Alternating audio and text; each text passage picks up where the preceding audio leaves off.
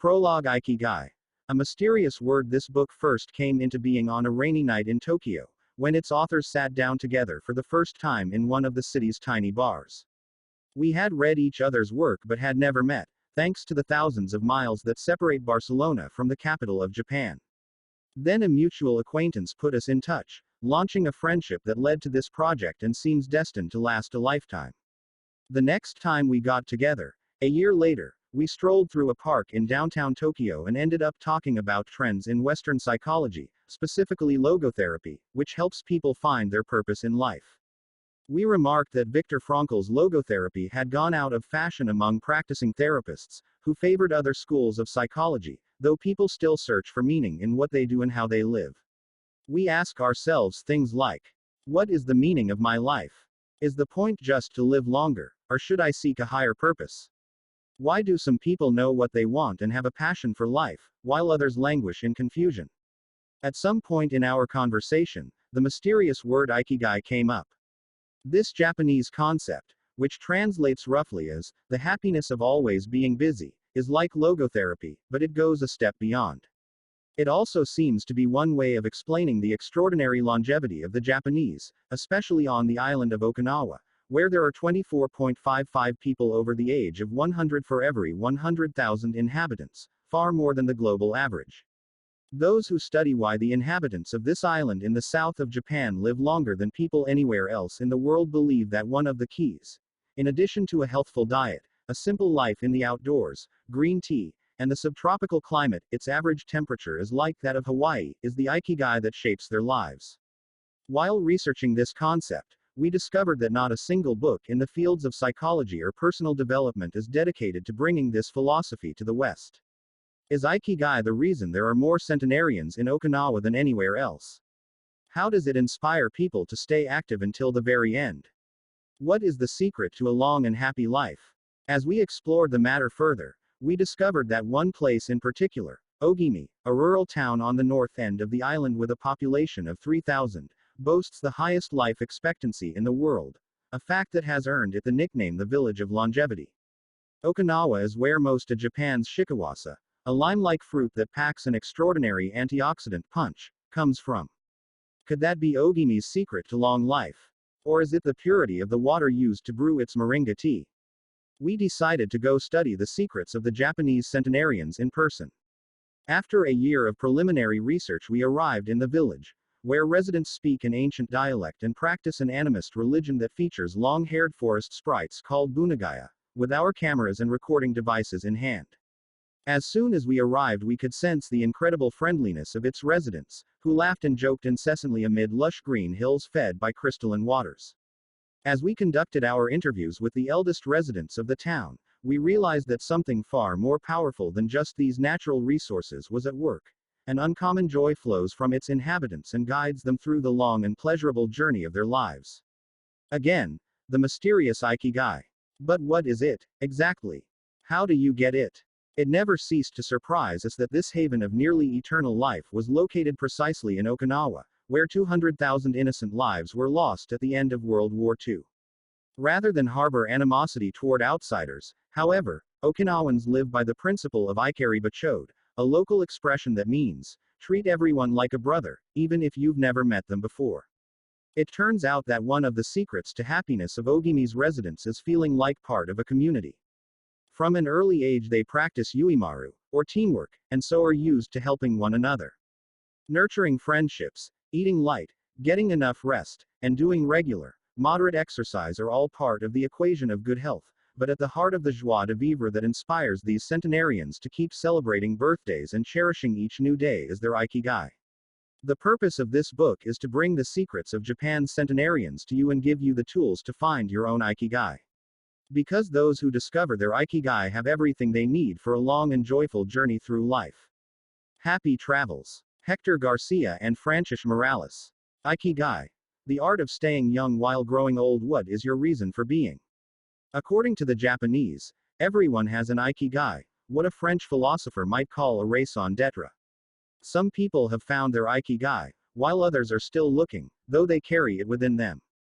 Our Ikigai is hidden deep inside each of us, and finding it requires a patient search.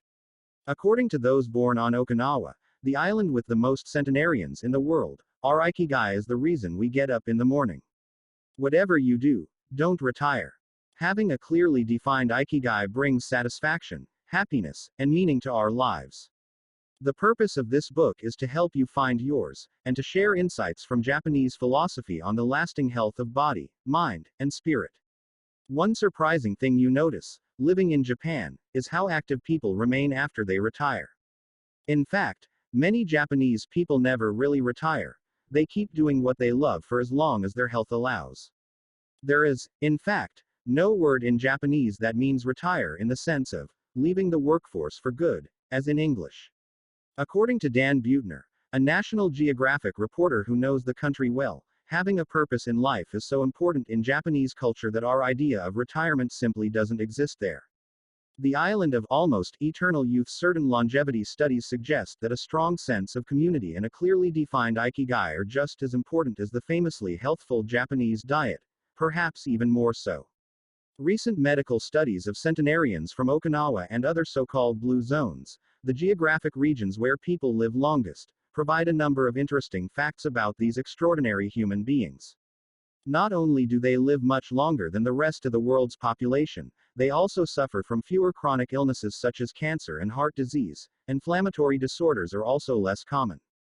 Many of these centenarians enjoy enviable levels of vitality and health that would be unthinkable for people of advanced age elsewhere. Their blood tests reveal fewer free radicals, which are responsible for cellular aging, as a result of drinking tea and eating until their stomachs are only 80% full. Women experience more moderate symptoms during menopause, and both men and women maintain higher levels of sexual hormones until much later in life. The rate of dementia is well below the global average. The characters behind Ikigai in Japanese, Ikigai is written as combining, which means life, with ja-fei, which means to be worthwhile. Ja-fei can be broken down into the characters ja, which means armor, number one, and to be the first, to head into battle, taking initiative as a leader, and fei, which means beautiful or elegant.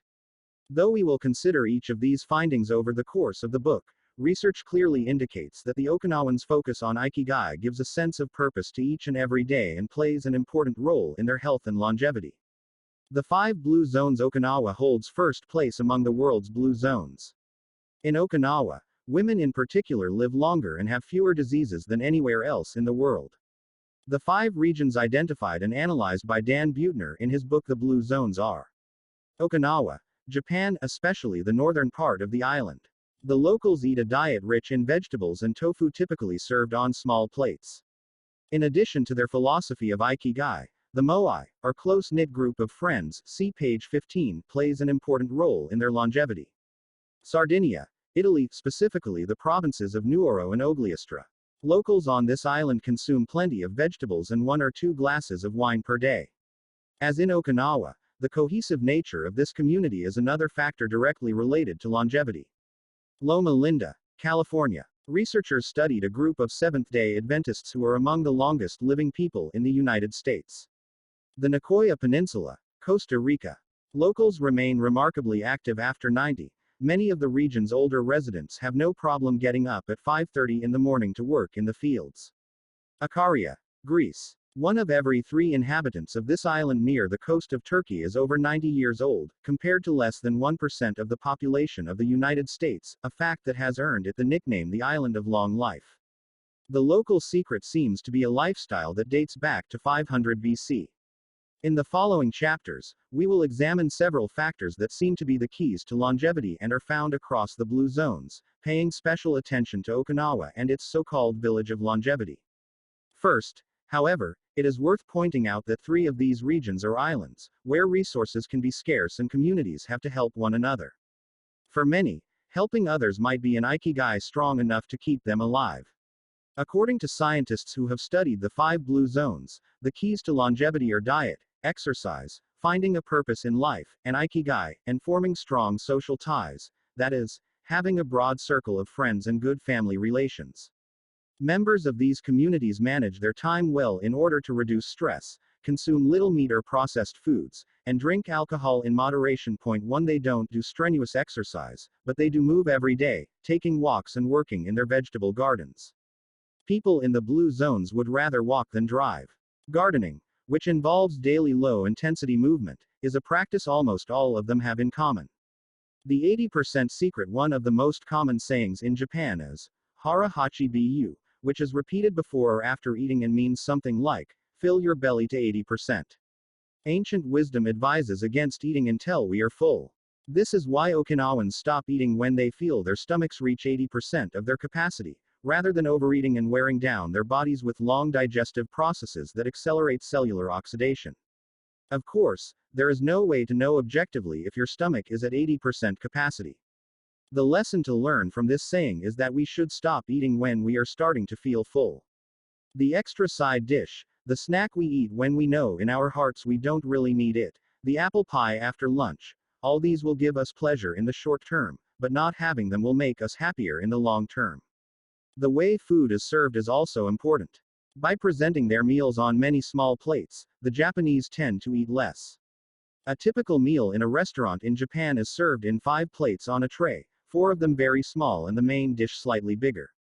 Having 5 plates in front of you makes it seem like you are going to eat a lot, but what happens most of the time is that you end up feeling slightly hungry. This is one of the reasons why Westerners in Japan typically lose weight and stay trim. Recent studies by nutritionists reveal that Okinawans consume a daily average of 1,800 to 1,900 calories, compared to 2,200 to 3,300 in the United States, and have a body mass index between 18 and 22, compared to 26 or 27 in the United States.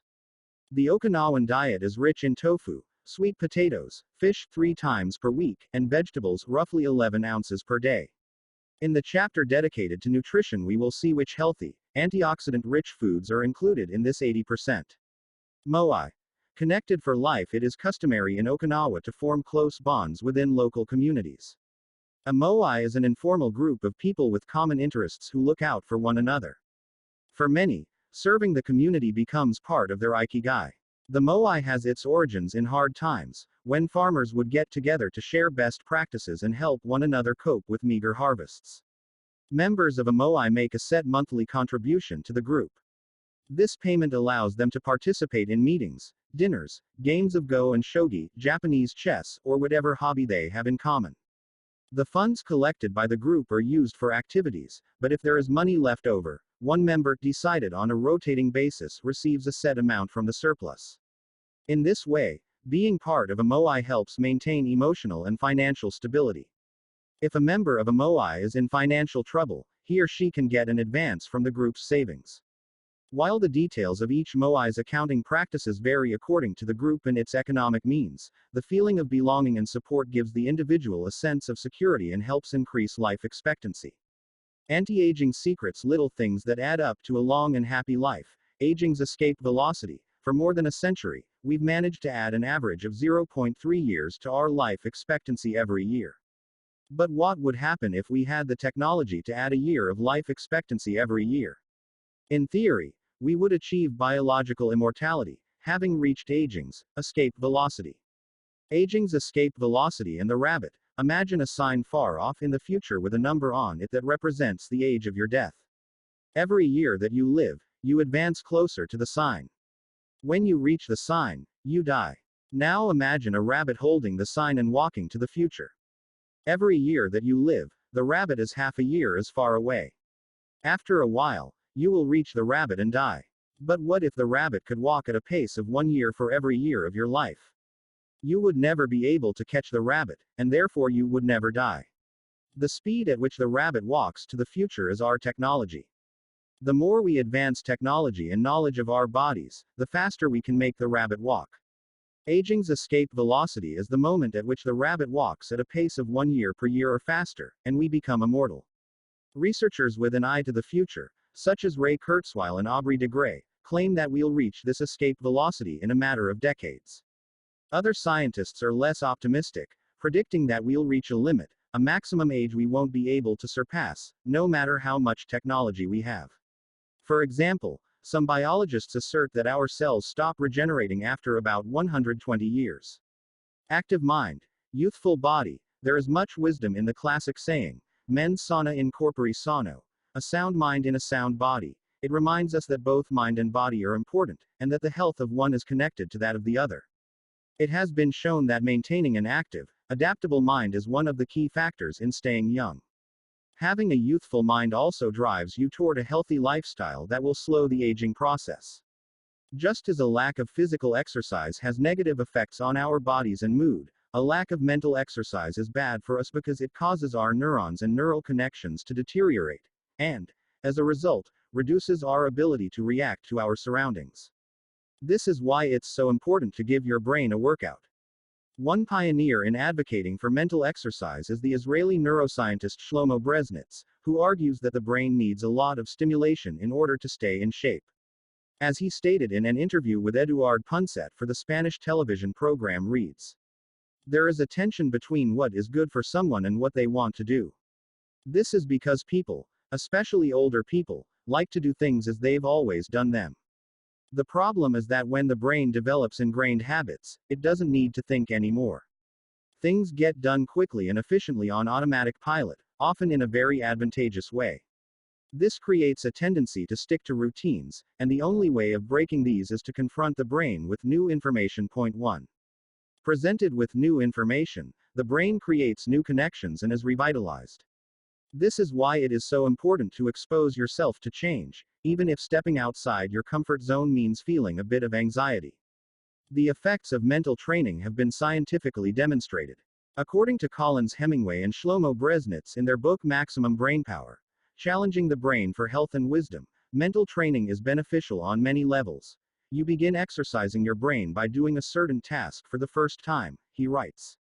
And at first it seems very difficult, but as you learn how to do it, the training is already working. The second time, you realize that it's easier, not harder, to do, because you're getting better at it. This has a fantastic effect on a person's mood. In and of itself, it is a transformation that affects not only the results obtained, but also his or her self-image. This description of a mental workout might sound a bit formal, but simply interacting with others, playing a game, for example, offers new stimuli and helps prevent the depression that can come with solitude. Our neurons start to age while we are still in our 20s. This process is slowed, however, by intellectual activity, curiosity, and a desire to learn. Dealing with new situations, learning something new every day, playing games, and interacting with other people seem to be essential anti-aging strategies for the mind. Furthermore, a more positive outlook in this regard will yield greater mental benefits. Stress. Accused of killing longevity, many people seem older than they are. Research into the causes of premature aging has shown that stress has a lot to do with it, because the body wears down much faster during periods of crisis. The American Institute of Stress investigated this degenerative process and concluded that most health problems are caused by stress. Researchers at the Heidelberg University Hospital conducted a study in which they subjected a young doctor to a job interview, which they made even more stressful by forcing him to solve complex math problems for 30 minutes. Afterward, they took a blood sample. What they discovered was that his antibodies had reacted to stress the same way they react to pathogens, activating the proteins that trigger an immune response. The problem is that this response not only neutralizes harmful agents, it also damages healthy cells, leading them to age prematurely.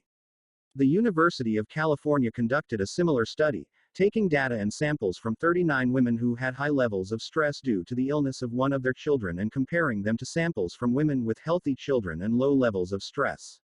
They found that stress promotes cellular aging by weakening cell structures known as telomeres, which affect cellular regeneration and how our cells age.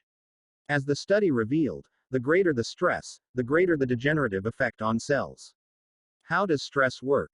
These days, people live at a frantic pace and in a nearly constant state of competition. At this fever pitch, stress is a natural response to the information being received by the body as potentially dangerous or problematic. Theoretically, this is a useful reaction, as it helps us survive in hostile surroundings. Over the course of our evolution, we have used this response to deal with difficult situations and to flee from predators. The alarm that goes off in our head makes our neurons activate the pituitary gland, which produces hormones that release corticotropin, which in turn circulates through the body via the sympathetic nervous system. The adrenal gland is then triggered to release adrenaline and cortisol. Adrenaline raises our respiratory rate and pulse and prepares our muscles for action, getting the body ready to react to perceived danger, while cortisol increases the release of dopamine and blood glucose, which is what gets us charged up and allows us to face challenges. Cave dwellers were relaxed most of the time. Modern humans work most of the time and are alert to any and all threats. Cave dwellers felt stress only in very specific situations. Modern humans are online or waiting for notifications from their cell phones 24 hours a day. Cave dwellers, the threats were real. A predator could end their lives at any moment. Modern humans, the brain associates the ping of a cell phone or an email notification with the threat of a predator. Cave dwellers, high doses of cortisol and adrenaline at moments of danger kept the body healthy. Modern humans, low doses of cortisol flow constantly through the body, with implications for a range of health problems, including adrenal fatigue and chronic fatigue syndrome. These processes are, in moderation, beneficial. They help us overcome challenges in our daily lives. Nonetheless, the stress to which human beings are subjected today is clearly harmful. Stress has a degenerative effect over time. A sustained state of emergency affects the neurons associated with memory, as well as inhibiting the release of certain hormones, the absence of which can cause depression. Its secondary effects include irritability, insomnia, anxiety, and high blood pressure. As such, though challenges are good for keeping mind and body active, we should adjust our high-stress lifestyles in order to avoid the premature aging of our bodies. Be mindful about reducing stress. Whether or not the threats we perceive are real, stress is an easily identifiable condition that not only causes anxiety but is also highly psychosomatic, affecting everything from our digestive system to our skin. This is why prevention is so important in avoiding the toll that stress takes on us, and why many experts recommend practicing mindfulness. The central premise of this stress reduction method is focusing on the self, noticing our responses, even if they are conditioned by habit, in order to be fully conscious of them. In this way, we connect with the here and now and limit thoughts that tend to spiral out of control. We have to learn to turn off the autopilot that's steering us in an endless loop. We all know people who snack while talking on the phone or watching the news. You ask them if the omelet they just ate had onion in it, and they can't tell you, says Roberto Alcibar, who abandoned his fast-paced life to become a certified instructor of mindfulness after an illness threw him into a period of acute stress. One way to reach a state of mindfulness is through meditation, which helps filter the information that reaches us from the outside world. It can also be achieved through breathing exercises, yoga, and body scans. Achieving mindfulness involves a gradual process of training, but with a bit of practice we can learn to focus our mind completely, which reduces stress and helps us live longer. A little stress is good for you. While sustained, intense stress is a known enemy of longevity in both mental and physical health. Low levels of stress have been shown to be beneficial. After observing a group of test subjects for more than 20 years, Dr. Howard S. Friedman, a psychology professor at the University of California, Riverside, discovered that people who maintained a low level of stress, who faced challenges and put their heart and soul into their work in order to succeed, lived longer than those who chose a more relaxed lifestyle and retired earlier. From this, he concluded that a small dose of stress is a positive thing, as those who live with low levels of stress tend to develop healthier habits, smoke less, and drink less alcohol. Point 2. Given this, it is not surprising that many of the supercentenarians, people who live to be 110 or more, whom we'll meet in this book, talk about having lived intense lives and working well into old age. A lot of sitting will age you in the Western world in particular. The rise in sedentary behavior has led to numerous diseases such as hypertension and obesity, which in turn affect longevity. Spending too much time seated at work or at home not only reduces muscular and respiratory fitness but also increases appetite and curbs the desire to participate in activities. Being sedentary can lead to hypertension, imbalanced eating, cardiovascular disease, osteoporosis, and even certain kinds of cancer. Recent studies have shown a connection between a lack of physical activity and the progressive distortion of telomeres in the immune system, which ages those cells and, in turn, the organism as a whole. This is a problem at all life stages, not only among adults. Sedentary children suffer from high rates of obesity and all its associated health issues and risks, which is why it's so important to develop a healthy and active lifestyle at an early age. It's easy to be less sedentary, it just takes a bit of effort and a few changes to your routine. We can access a more active lifestyle that makes us feel better inside and out. We just have to add a few ingredients to our everyday habits. Walk to work, or just go on a walk for at least 20 minutes each day. Use your feet instead of an elevator or escalator. This is good for your posture, your muscles, and your respiratory system, among other things. Participate in social or leisure activities so that you don't spend too much time in front of the television. Replace your junk food with fruit and you'll have less of an urge to snack, and more nutrients in your system. Get the right amount of sleep. 7 to 9 hours is good, but any more than that makes us lethargic. Play with children or pets, or join a sports team. This not only strengthens the body but also stimulates the mind and boosts self-esteem. Be conscious of your daily routine in order to detect harmful habits and replace them with more positive ones. By making these small changes, we can begin to renew our bodies and minds and increase our life expectancy. A model's best kept secret: though we age both externally and internally, both physically and mentally, one of the things that tell us the most about people's age is their skin, which takes on different textures and colors according to processes going on beneath the surface.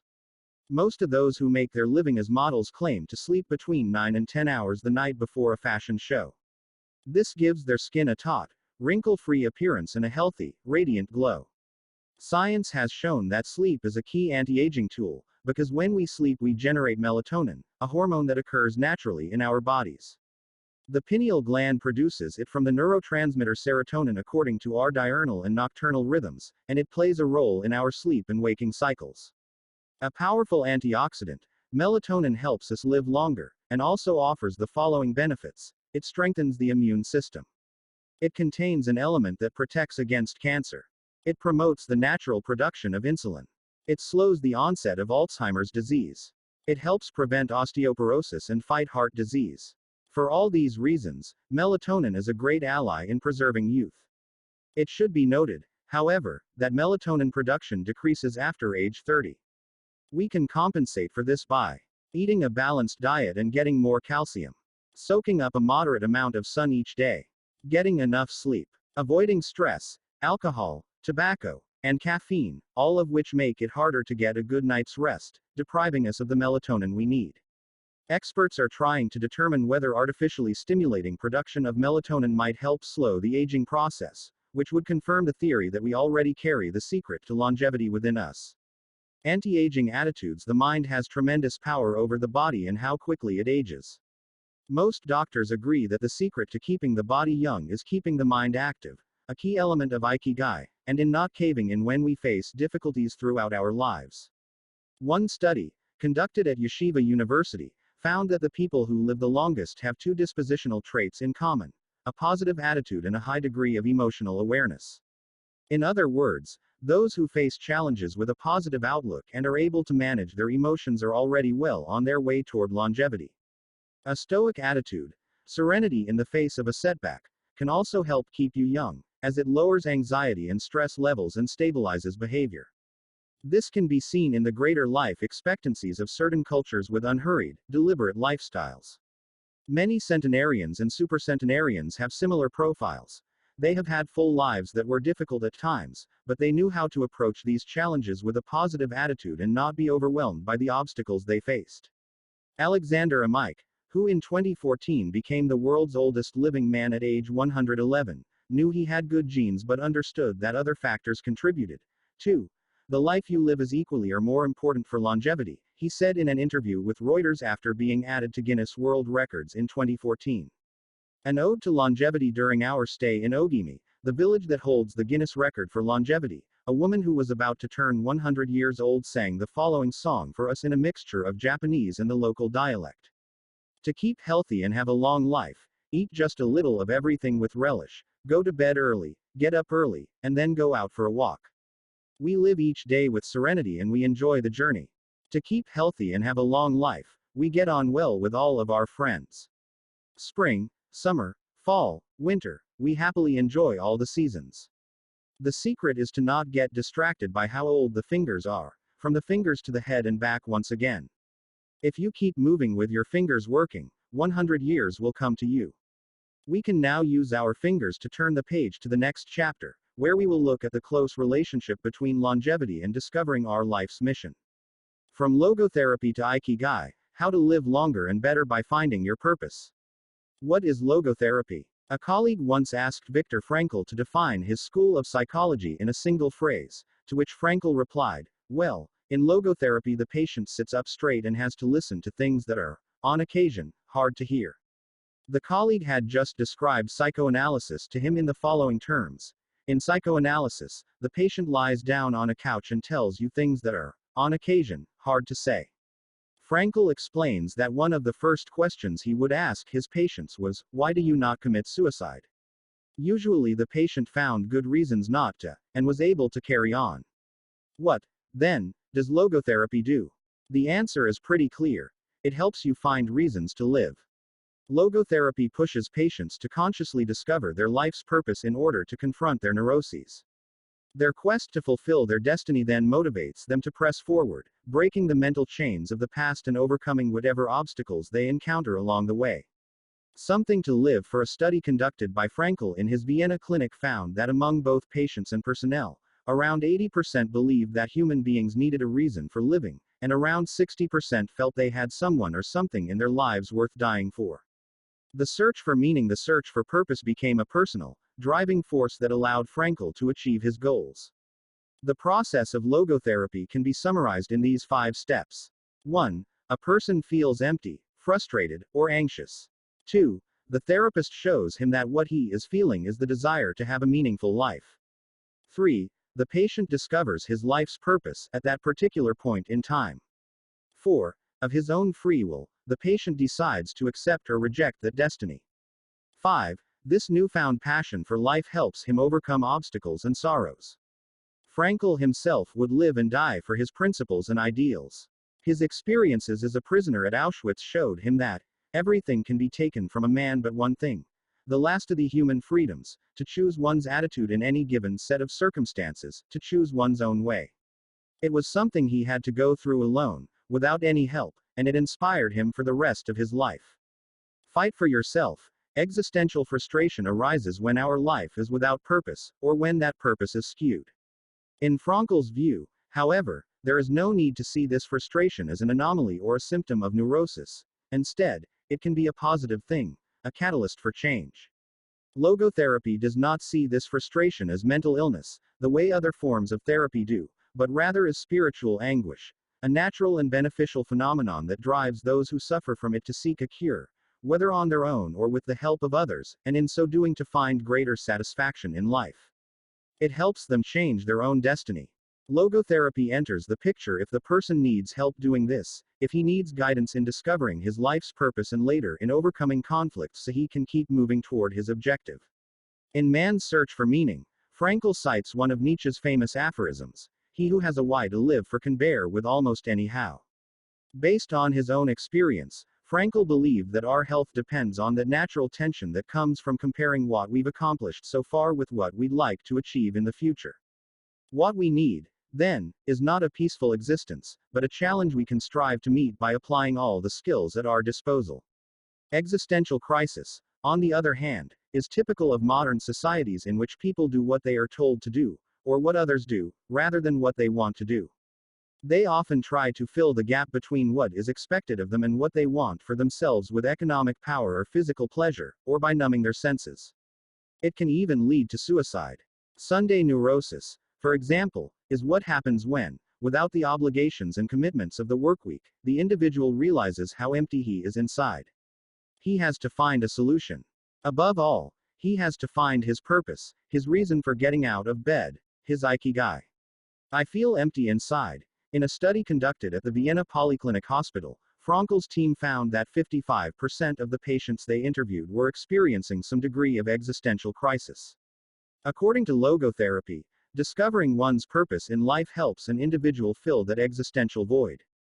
Frankl, a man who faced his problems and turned his objectives into actions, could look back on his life in peace as he grew old. He did not have to envy those still enjoying their youth, because he had amassed a broad set of experiences that showed he had lived for something better living through logotherapy. A few key ideas: we don't create the meaning of our life, as Sartre claimed, we discover it. We each have a unique reason for being, which can be adjusted or transformed many times over the years. Just as worry often brings about precisely the thing that was feared, excessive attention to a desire, or hyper-intention, can keep that desire from being fulfilled. Humor can help break negative cycles and reduce anxiety.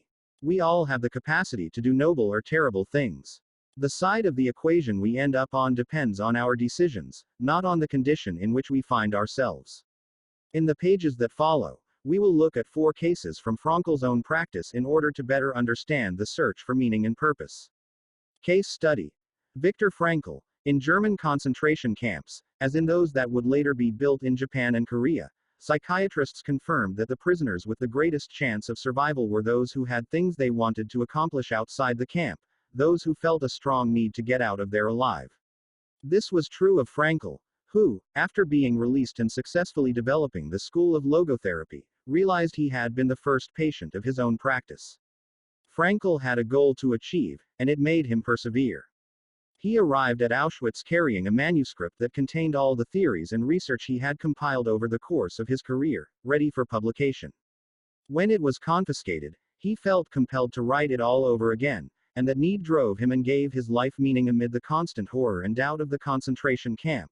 So much so that over the years, and especially when he fell ill with typhus, he would jot down fragments and key words from the lost work on any scrap of paper he found.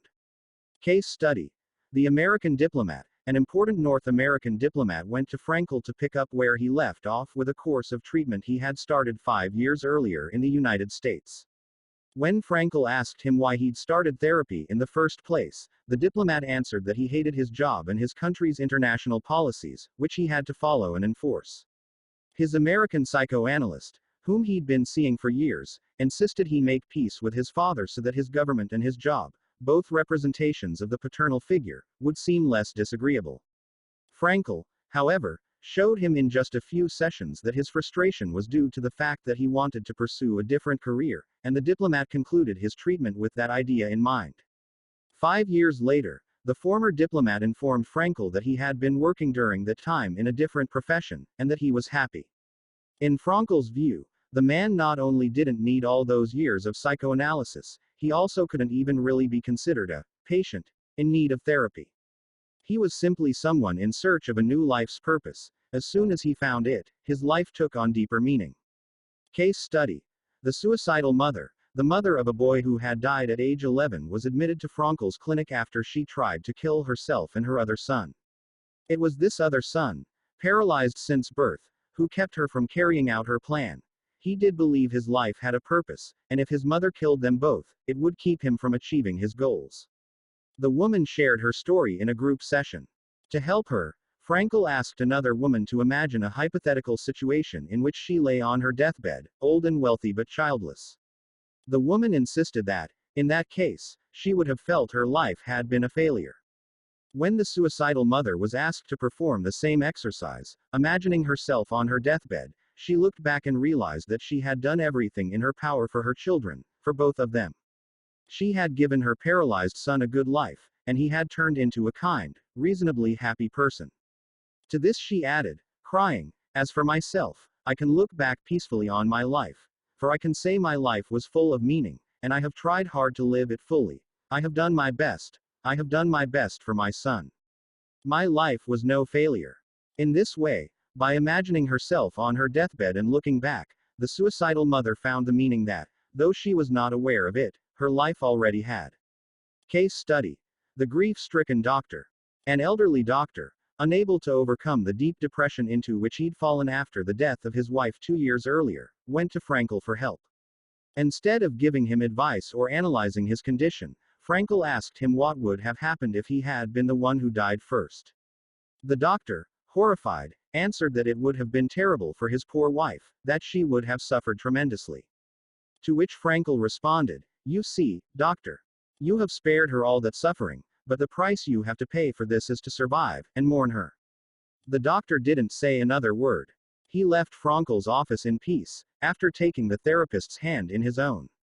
He was able to tolerate the pain in place of his beloved wife.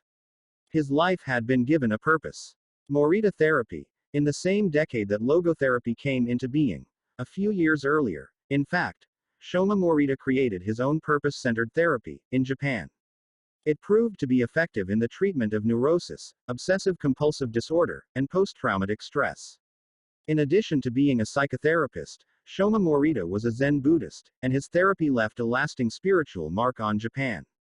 Many Western forms of therapy focus on controlling or modifying the patient's emotions.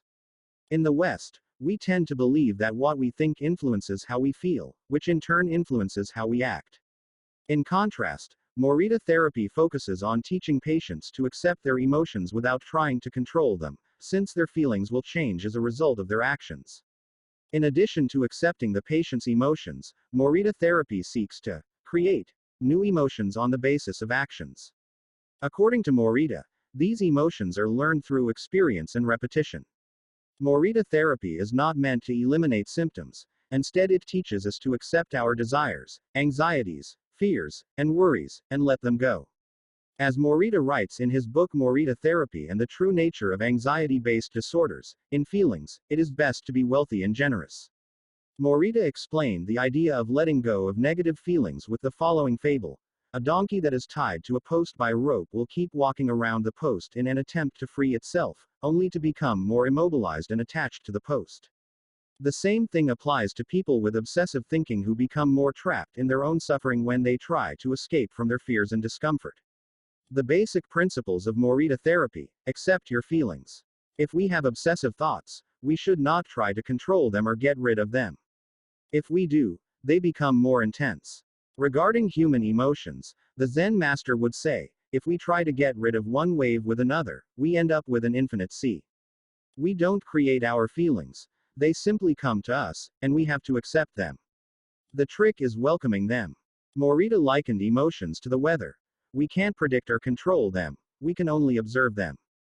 To this point, he often quoted the Vietnamese monk Thich Nhat Hanh, who would say, "Hello, solitude. How are you today? Come, sit with me, and I will care for you. Do what you should be doing." We shouldn't focus on eliminating symptoms, because recovery will come on its own. We should focus instead on the present moment, and if we are suffering, on accepting that suffering. Above all, we should avoid intellectualizing the situation. The therapist's mission is to develop the patient's character so he or she can face any situation, and character is grounded in the things we do. Morita therapy does not offer its patients explanations, but rather allows them to learn from their actions and activities. It doesn't tell you how to meditate, or how to keep a diary the way Western therapies do. It is up to the patient to make discoveries through experience. Discover your life's purpose. We can't control our emotions, but we can take charge of our actions every day. This is why we should have a clear sense of our purpose, and always keep Morita's mantra in mind. What do we need to be doing right now? What action should we be taking? The key to achieving this is having dared to look inside yourself to find your Ikigai. The 4 phases of Morita therapy. Morita's original treatment, which lasts 15 to 21 days, consists of the following stages: isolation and rest, 5 to 7 days. During the first week of treatment, the patient rests in a room without any external stimuli. No television, books, family, friends, or speaking. All the patient has is his thoughts. He lies down for most of the day and is visited regularly by the therapist, who tries to avoid interacting with him as much as possible. The therapist simply advises the patient to continue observing the rise and fall of his emotions as he lies there. When the patient gets bored and wants to start doing things again, he is ready to move on to the next stage of therapy. Light occupational therapy, 5 to 7 days. In this stage, the patient performs repetitive tasks in silence. One of these is keeping a diary about his thoughts and feelings. The patient goes outside after a week of being shut in, takes walks in nature, and does breathing exercises. He also starts doing simple activities, such as gardening, drawing, or painting. During this stage, the patient is still not allowed to talk to anyone, except the therapist. Occupational therapy, 5 to 7 days. In this stage, the patient performs tasks that require physical movement. Dr. Morita liked to take his patients to the mountains to chop wood. In addition to physical tasks, the patient is also immersed in other activities, such as writing, painting, or making ceramics. The patient can speak with others at this stage, but only about the tasks at hand. The return to social life in the real world. The patient leaves the hospital and is reintroduced to social life, but maintains the practices of meditation and occupational therapy developed during treatment. The idea is to re-enter society as a new person, with a sense of purpose, and without being controlled by social or emotional pressures. Nikan meditation. Morita was a great Zen master of Nikan introspective meditation. Much of his therapy draws on his knowledge and mastery of this school, which centers on 3 questions the individual must ask him or herself. 1. What have I received from person X? 2. What have I given to person X? 3. What problems have I caused person X? Through these reflections, we stop identifying others as the cause of our problems and deepen our own sense of responsibility. As Morita said, if you are angry and want to fight, think about it for 3 days before coming to blows. After 3 days, the intense desire to fight will pass on its own. And now, Ikigai logotherapy and Morita therapy are both grounded in a personal, unique experience that you can access without therapists or spiritual retreats. The mission of finding your Ikigai, your existential fuel. Once you find it, it is only a matter of having the courage and making the effort to stay on the right path. In the following chapters, we'll take a look at the basic tools you'll need to get moving along that path. Finding flow in the tasks you've chosen to do, eating in a balanced and mindful way, doing low-intensity exercise, and learning not to give in when difficulties arise. In order to do this, you have to accept that the world, like the people who live in it, is imperfect, but that it is still full of opportunities for growth and achievement. Are you ready to throw yourself into your passion as if it were the most important thing in the world? Find flow in everything you do. How to turn work and free time into spaces for growth. We are what we repeatedly do. Excellence, then, is not an act but a habit, by Aristotle. Going with the flow. Imagine you are skiing down one of your favorite slopes. Powdery snow flies up on both sides of you like white sand. Conditions are perfect. You are entirely focused on skiing as well as you can. You know exactly how to move at each moment. There is no future, no past. There is only the present. You feel the snow, your skis, your body, and your consciousness united as a single entity. You are completely immersed in the experience, not thinking about or distracted by anything else. Your ego dissolves, and you become part of what you are doing. This is the kind of experience Bruce Lee described with his famous, "Be water, my friend." We've all felt our sense of time vanish when we lose ourselves in an activity we enjoy. We start cooking and before we know it, several hours have passed. We spend an afternoon with a book and forget about the world going by until we notice the sunset and realize we haven't eaten dinner. We go surfing and don't realize how many hours we have spent in the water until the next day, when our muscles ache. The opposite can also happen. When we have to complete a task we don't want to do, every minute feels like a lifetime and we can't stop looking at our watch. As the quip attributed to Einstein goes, put your hand on a hot stove for a minute and it seems like an hour. Sit with a pretty girl for an hour, and it seems like a minute. That is relativity. The funny thing is that someone else might really enjoy the same task, but we want to finish as quickly as possible. What makes us enjoy doing something so much that we forget about whatever worries we might have while we do it? When are we happiest? These questions can help us discover our Ikigai. The power of flow. These questions are also at the heart of psychologist Mihaly Csikszentmihalyi's research into the experience of being completely immersed in what we are doing. Csikszentmihalyi called this state flow, and described it as the pleasure, delight, creativity, and process when we are completely immersed in life. There is no magic recipe for finding happiness, for living according to your Ikigai, but one key ingredient is the ability to reach this state of flow and, through this state, to have an optimal experience. In order to achieve this optimal experience, we have to focus on increasing the time we spend on activities that bring us to this state of flow, rather than allowing ourselves to get caught up in activities that offer immediate pleasure, like eating too much, abusing drugs or alcohol, or stuffing ourselves with chocolate in front of the TV. As Csikszentmihalyi asserts in his book Flow, The Psychology of Optimal Experience, Flow is the state in which people are so involved in an activity that nothing else seems to matter. The experience itself is so enjoyable that people will do it even at great cost, for the sheer sake of doing it. It is not only creative professionals who require the high doses of concentration that promote flow. Most athletes, chess players, and engineers also spend much of their time on activities that bring them to this state. According to Miralles' research, a chess player feels the same way upon entering a state of flow as a mathematician working on a formula or a surgeon performing an operation. A professor of psychology, Csikszentmihalyi, analyzed data from people around the world and discovered that flow is the same among individuals of all ages and cultures. In New York and Okinawa, we all reach a state of flow in the same way. But what happens to our mind when we are in that state? When we flow, we are focused on a concrete task without any distractions. Our mind is in order. The opposite occurs when we try to do something while our mind is on other things. If you often find yourself losing focus while working on something you consider important, there are several strategies you can employ to increase your chances of achieving flow. The 7 conditions for achieving flow. According to researcher Owen Schaefer of DePaul University, the requirements for achieving flow are 1. Knowing what to do. 2. Knowing how to do it. 3. Knowing how well you are doing. 4. Knowing where to go, where navigation is involved. 5. Perceiving significant challenges. 6. Perceiving significant skills. 7. Being free from distractions.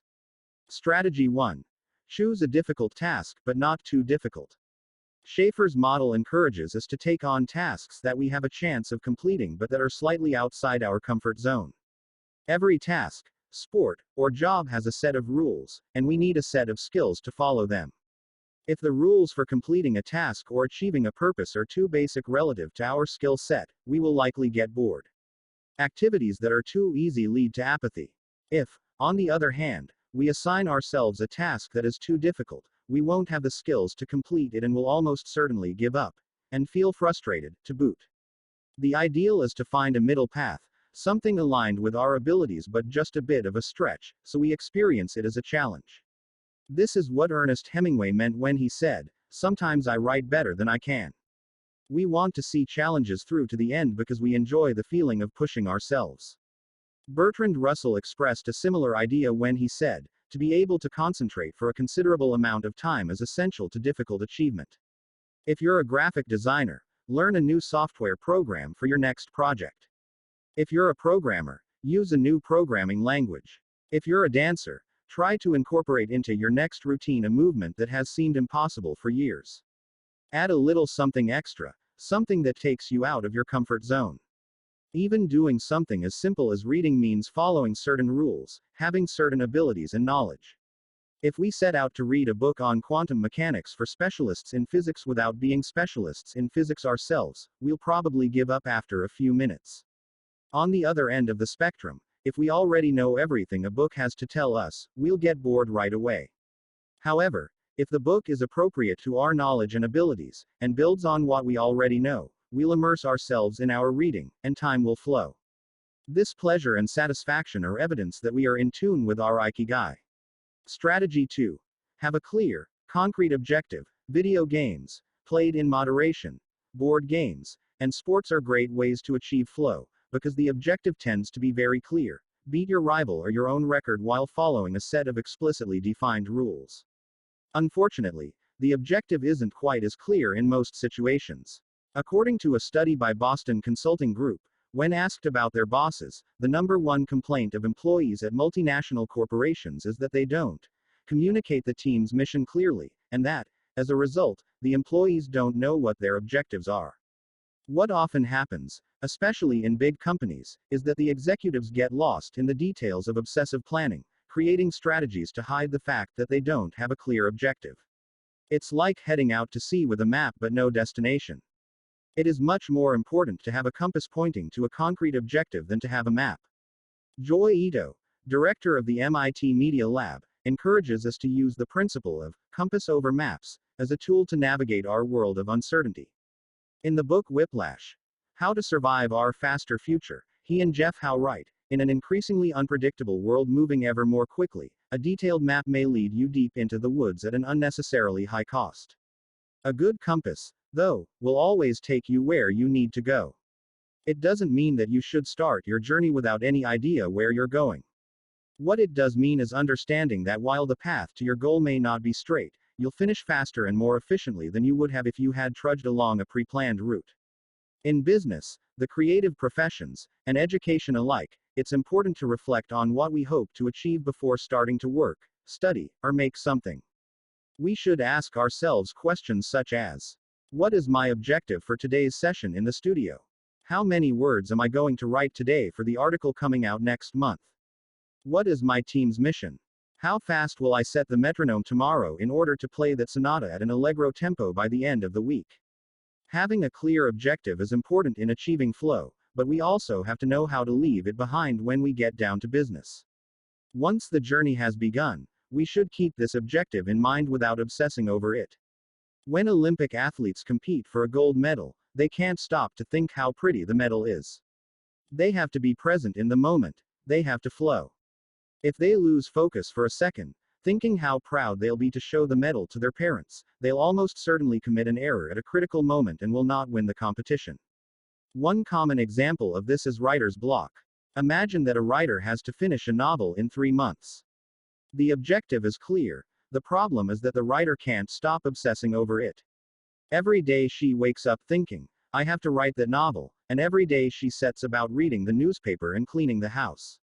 Every evening she feels frustrated and promises she'll get to work the next day. Days, weeks, and months pass, and the writer still hasn't gotten anything down on the page, when all it would have taken was to sit down and get that first word out, then the second. To flow with the project, expressing her Ikigai. As soon as you take these first small steps, your anxiety will disappear and you will achieve a pleasant flow in the activity you're doing. Getting back to Albert Einstein, a happy man is too satisfied with the present to dwell on the future. Strategy 3. Concentrate on a single task. This is perhaps one of the greatest obstacles we face today, with so much technology and so many distractions. We're listening to a video on YouTube while writing an email, when suddenly a chat prompt pops up and we answer it. Then our smartphone vibrates in our pocket. Just as soon as we respond to that message, we're back at our computer, logging on to Facebook. Pretty soon 30 minutes have passed, and we've forgotten what the email we were writing was supposed to be about. This also happens sometimes when we put on a movie with dinner and don't realize how delicious the salmon was until we're taking the last bite. We often think that combining tasks will save us time, but scientific evidence shows that it has the opposite effect. Even those who claim to be good at multitasking are not very productive. In fact, they are some of the least productive people. Our brains can take in millions of bits of information but can only actually process a few dozen per second. When we say we're multitasking, what we're really doing is switching back and forth between tasks very quickly. Unfortunately, we're not computers adept at parallel processing. We end up spending all our energy alternating between tasks, instead of focusing on doing one of them well. Concentrating on one thing at a time may be the single most important factor in achieving flow. According to Csikszentmihalyi, in order to focus on a task we need to be in a distraction-free environment. To have control over what we are doing at every moment. Technology is great if we're in control of it. It's not so great if it takes control of us.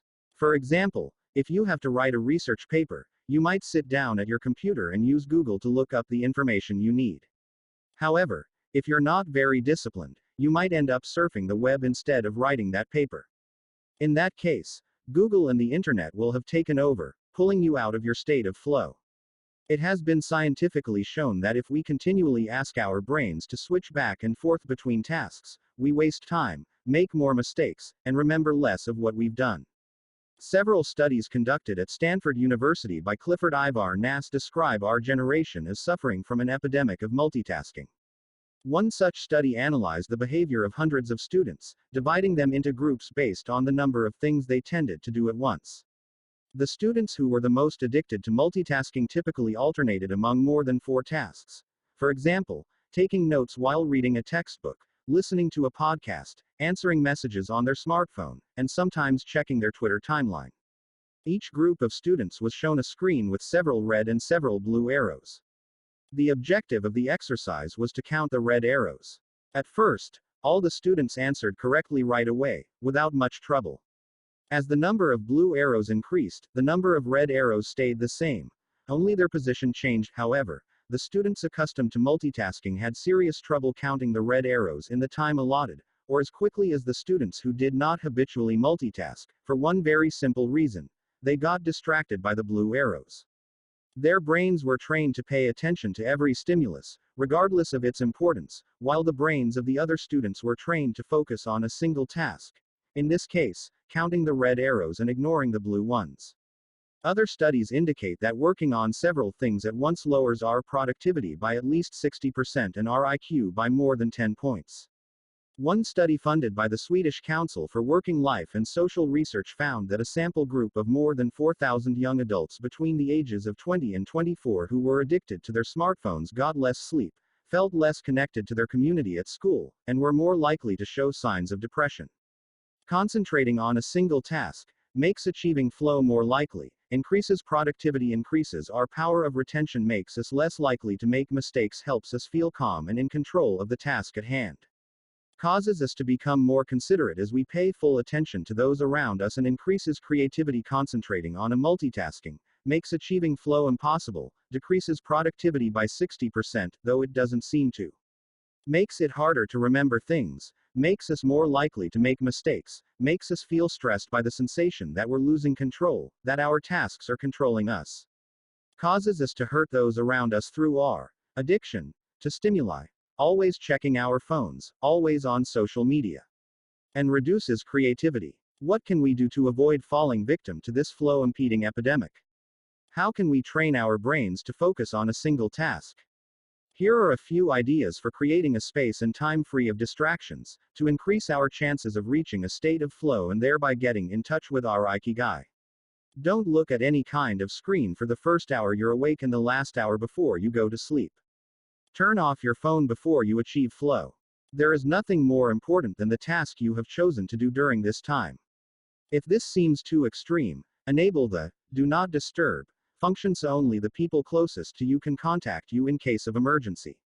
Designate one day of the week, perhaps a Saturday or Sunday, a day of technological fasting, making exceptions only for e-readers without Wi-Fi or MP3 players. Go to a cafe that doesn't have Wi-Fi. Read and respond to email only once or twice per day. Define those times clearly and stick to them. Try the Pomodoro technique. Get yourself a kitchen timer, some are made to look like a pomodoro, or tomato, and commit to working on a single task as long as it's running. The Pomodoro technique recommends 25 minutes of work and 5 minutes of rest for each cycle, but you can also do 50 minutes of work and 10 minutes of rest. Find the pace that's best for you. The most important thing is to be disciplined in completing each cycle. Start your work session with a ritual you enjoy and end it with a reward. Train your mind to return to the present when you find yourself getting distracted. Practice mindfulness or another form of meditation. Go for a walk or a swim, whatever will help you get centered again. Work in a space where you will not be distracted. If you can't do this at home, go to a library, a cafe, or, if your task involves playing the saxophone, a music studio. If you find that your surroundings continue to distract you, keep looking until you find the right place. Divide each activity into groups of related tasks, and assign each group its own place and time. For example, if you're writing a magazine article, you could do research and take notes at home in the morning, write in the library in the afternoon, and edit on the couch at night. Bundle routine tasks, such as sending out invoices, making phone calls, and so on, and do them all at once. Advantages of flow: a focused mind. Living in the present. We are free from worry. The hours fly by. We feel in control. We prepare thoroughly. We know what we should be doing at any given moment. Our mind is clear and overcomes all obstacles to the flow of thought. It's pleasant. Our ego fades.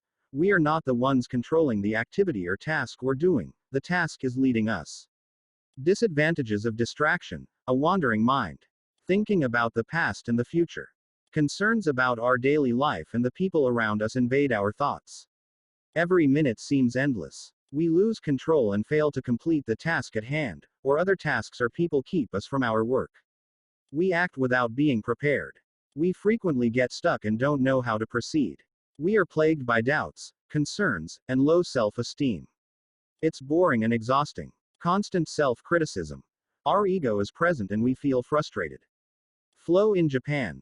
Takumas, engineers, geniuses, and otakus. What do takumas, artisans, engineers, inventors, and otakus, fans of anime and manga, have in common?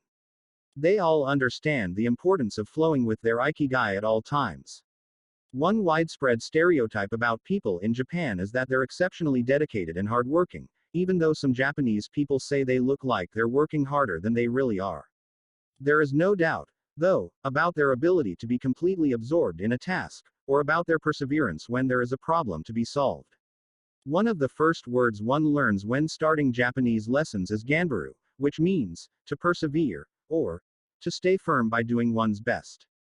Japanese people often apply themselves to even the most basic tasks with an intensity that borders on obsession. We see this in all kinds of contexts, from the retirees taking meticulous care of their rice fields in the mountains of Nagano to the college students working the weekend shift in convenience stores known as konbinus. If you go to Japan, you'll experience this attention to detail firsthand in almost every transaction. Walk into one of the stores that sell handcrafted objects in Naha, Kanazawa, or Kyoto and you'll also discover that Japan is a treasure trove of traditional craftwork. The people of Japan have a unique talent for creating new technologies while preserving artisanal traditions and techniques. The art of the takumi, Toyota employs artisans who are able to make a certain type of screw by hand. These takumi, or experts in a particular manual skill, are extremely important to Toyota, and they are hard to replace. Some of them are the only people who know how to perform their exact skill, and it doesn't seem as though a new generation is going to take up the mantle. Turntable needles are another example. They're produced almost exclusively in Japan, where you can find the last remaining people who know how to use the machinery required to make these precision needles, and who are trying to pass on their knowledge to their descendants. We met a takumi on a visit to Kamana, a small town near Hiroshima. We were there for the day, working on a photo essay for one of the most famous brands of makeup brushes in the West. The billboard welcoming visitors to Kamana shows a mascot holding a large brush. In addition to the brush factories, the town is full of little houses and vegetable gardens. Heading farther in, you can see several Shinto shrines at the base of the mountains that surround the town. We spent hours taking photos in factories full of people in orderly rows, each doing a single task, such as painting the handles of the brushes or loading boxes of them onto trucks, before we realized we still hadn't seen anyone actually putting bristles into the brush heads. After we asked about this and got the runaround several times, the president of one company agreed to show us how it was done. He led us out of the building and asked us to get into his car. After a 5-minute drive, we parked next to another, smaller structure and climbed the stairs. He opened a door and we walked into a small room filled with windows that let in lovely natural light. In the middle of the room was a woman wearing a mask. You could see only her eyes. She was so focused on choosing individual bristles for the brushes, gracefully moving her hands and fingers, using scissors and combs to sort the bristles, that she didn't even notice our presence. Her movements were so quick it was hard to tell what she was doing. The president of the company interrupted her to let her know that we'd be taking photos as she worked. We couldn't see her mouth, but the glint in her eye and the cheerful inflection in her speech let us know she was smiling. She looked happy and proud talking about her work and responsibilities. We had to use extremely fast shutter speeds to capture her movements. Her hands danced and flowed in concert with her tools and the bristles she was sorting. The president told us that this takumi was one of the most important people in the company, even though she was hidden away in a separate building. Every bristle of every brush the company made passed through her hands. Steve Jobs in Japan. Apple co-founder Steve Jobs was a big fan of Japan. Not only did he visit the Sony factories in the 1980s and adopt many of their methods when he founded Apple, he was also captivated by the simplicity and quality of Japanese porcelain in Kyoto. It was not, however, an artisan from Kyoto who won Steve Jobs' devotion, but rather a takumi from Toyama named Yukio Shikunaga, who used a technique called echu seto yaki, known by only a few. On a visit to Kyoto, Jobs heard of an exhibition of Shikunaga's work. He immediately understood that there was something special about Shikunaga's porcelain. As a matter of fact, He bought several cups, vases, and plates, and went back to the show 3 times that week. Jobs returned to Kyoto several times over the course of his life in search of inspiration, and ended up meeting Shikunaga in person. It is said that Jobs had many questions for him, almost all of them about the fabrication process and the type of porcelain he used. Shikunaga explained that he used white porcelain he extracted himself from mountains in the Toyama prefecture, making him the only artist of his ilk familiar with the fabrication process of porcelain objects from their origins in the mountains to their final form, an authentic takumi. Jobs was so impressed that he considered going to Toyama to see the mountain where Shikunaga got his porcelain, but thought better of it when he heard that it was more than 4 hours by train from Kyoto. In an interview after Jobs's death, Shikunaga said he was very proud that his work had been appreciated by the man who created the iPhone. He added that Jobs's last purchase from him had been a set of 12 teacups. Jobs had asked for something special, a new style.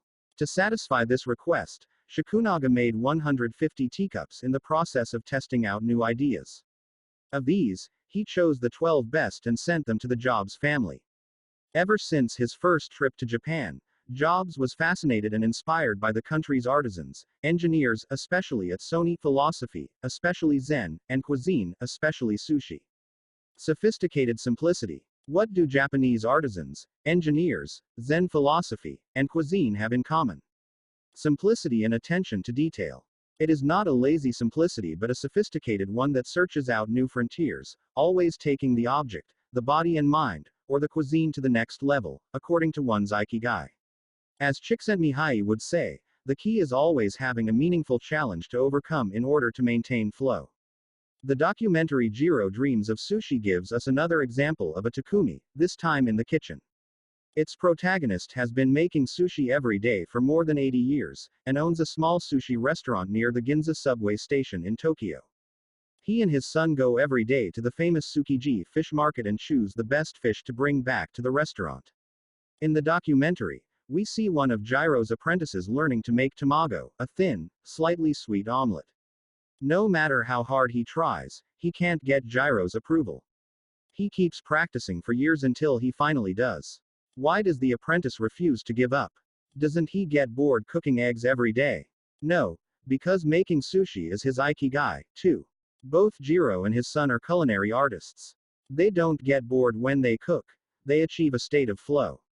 They enjoy themselves completely when they are in the kitchen. That is their happiness, their Ikigai.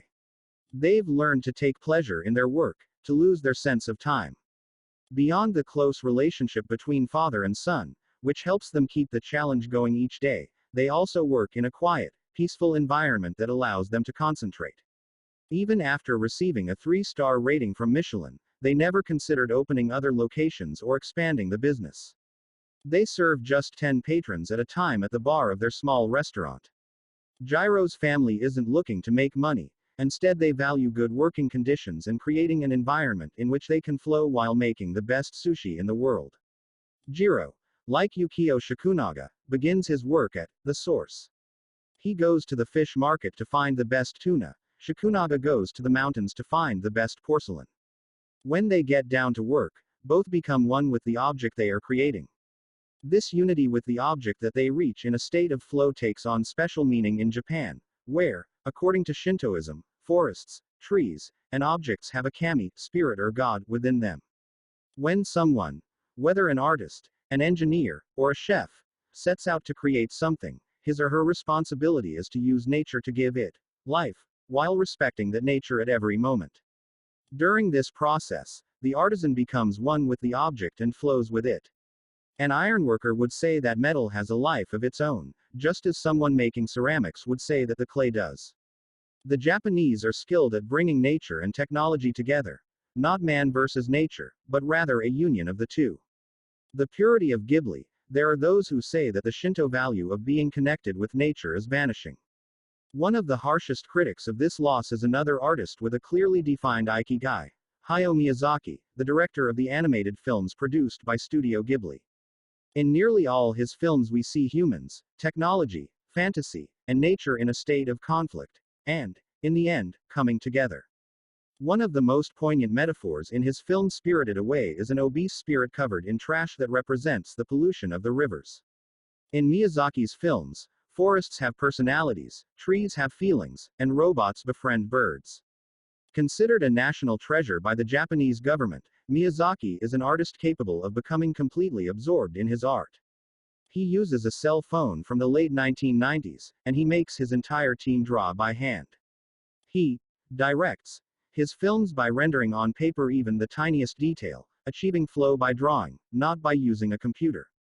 Thanks to this obsession on the director's part, Studio Ghibli is one of the only studios in the world where almost the entire production process is carried out using traditional techniques. Those who have visited Studio Ghibli know that it is fairly typical, on a given Sunday, to see a solitary individual tucked away in a corner, hard at work, a man in simple clothes who will greet them with an "Ohio, hello," without looking up. Miyazaki is so passionate about his work that he spends many Sundays in the studio, enjoying the state of flow, putting his Ikigai above all else.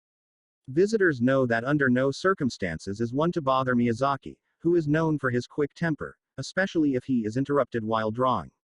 In 2013, Miyazaki announced he was going to retire. To commemorate his retirement, the television station NHK made a documentary showing him in his last days at work. He is drawing in nearly every scene of the film. In one scene, several of his colleagues are seen coming out of a meeting, and there he is, drawing in a corner, paying no attention to them.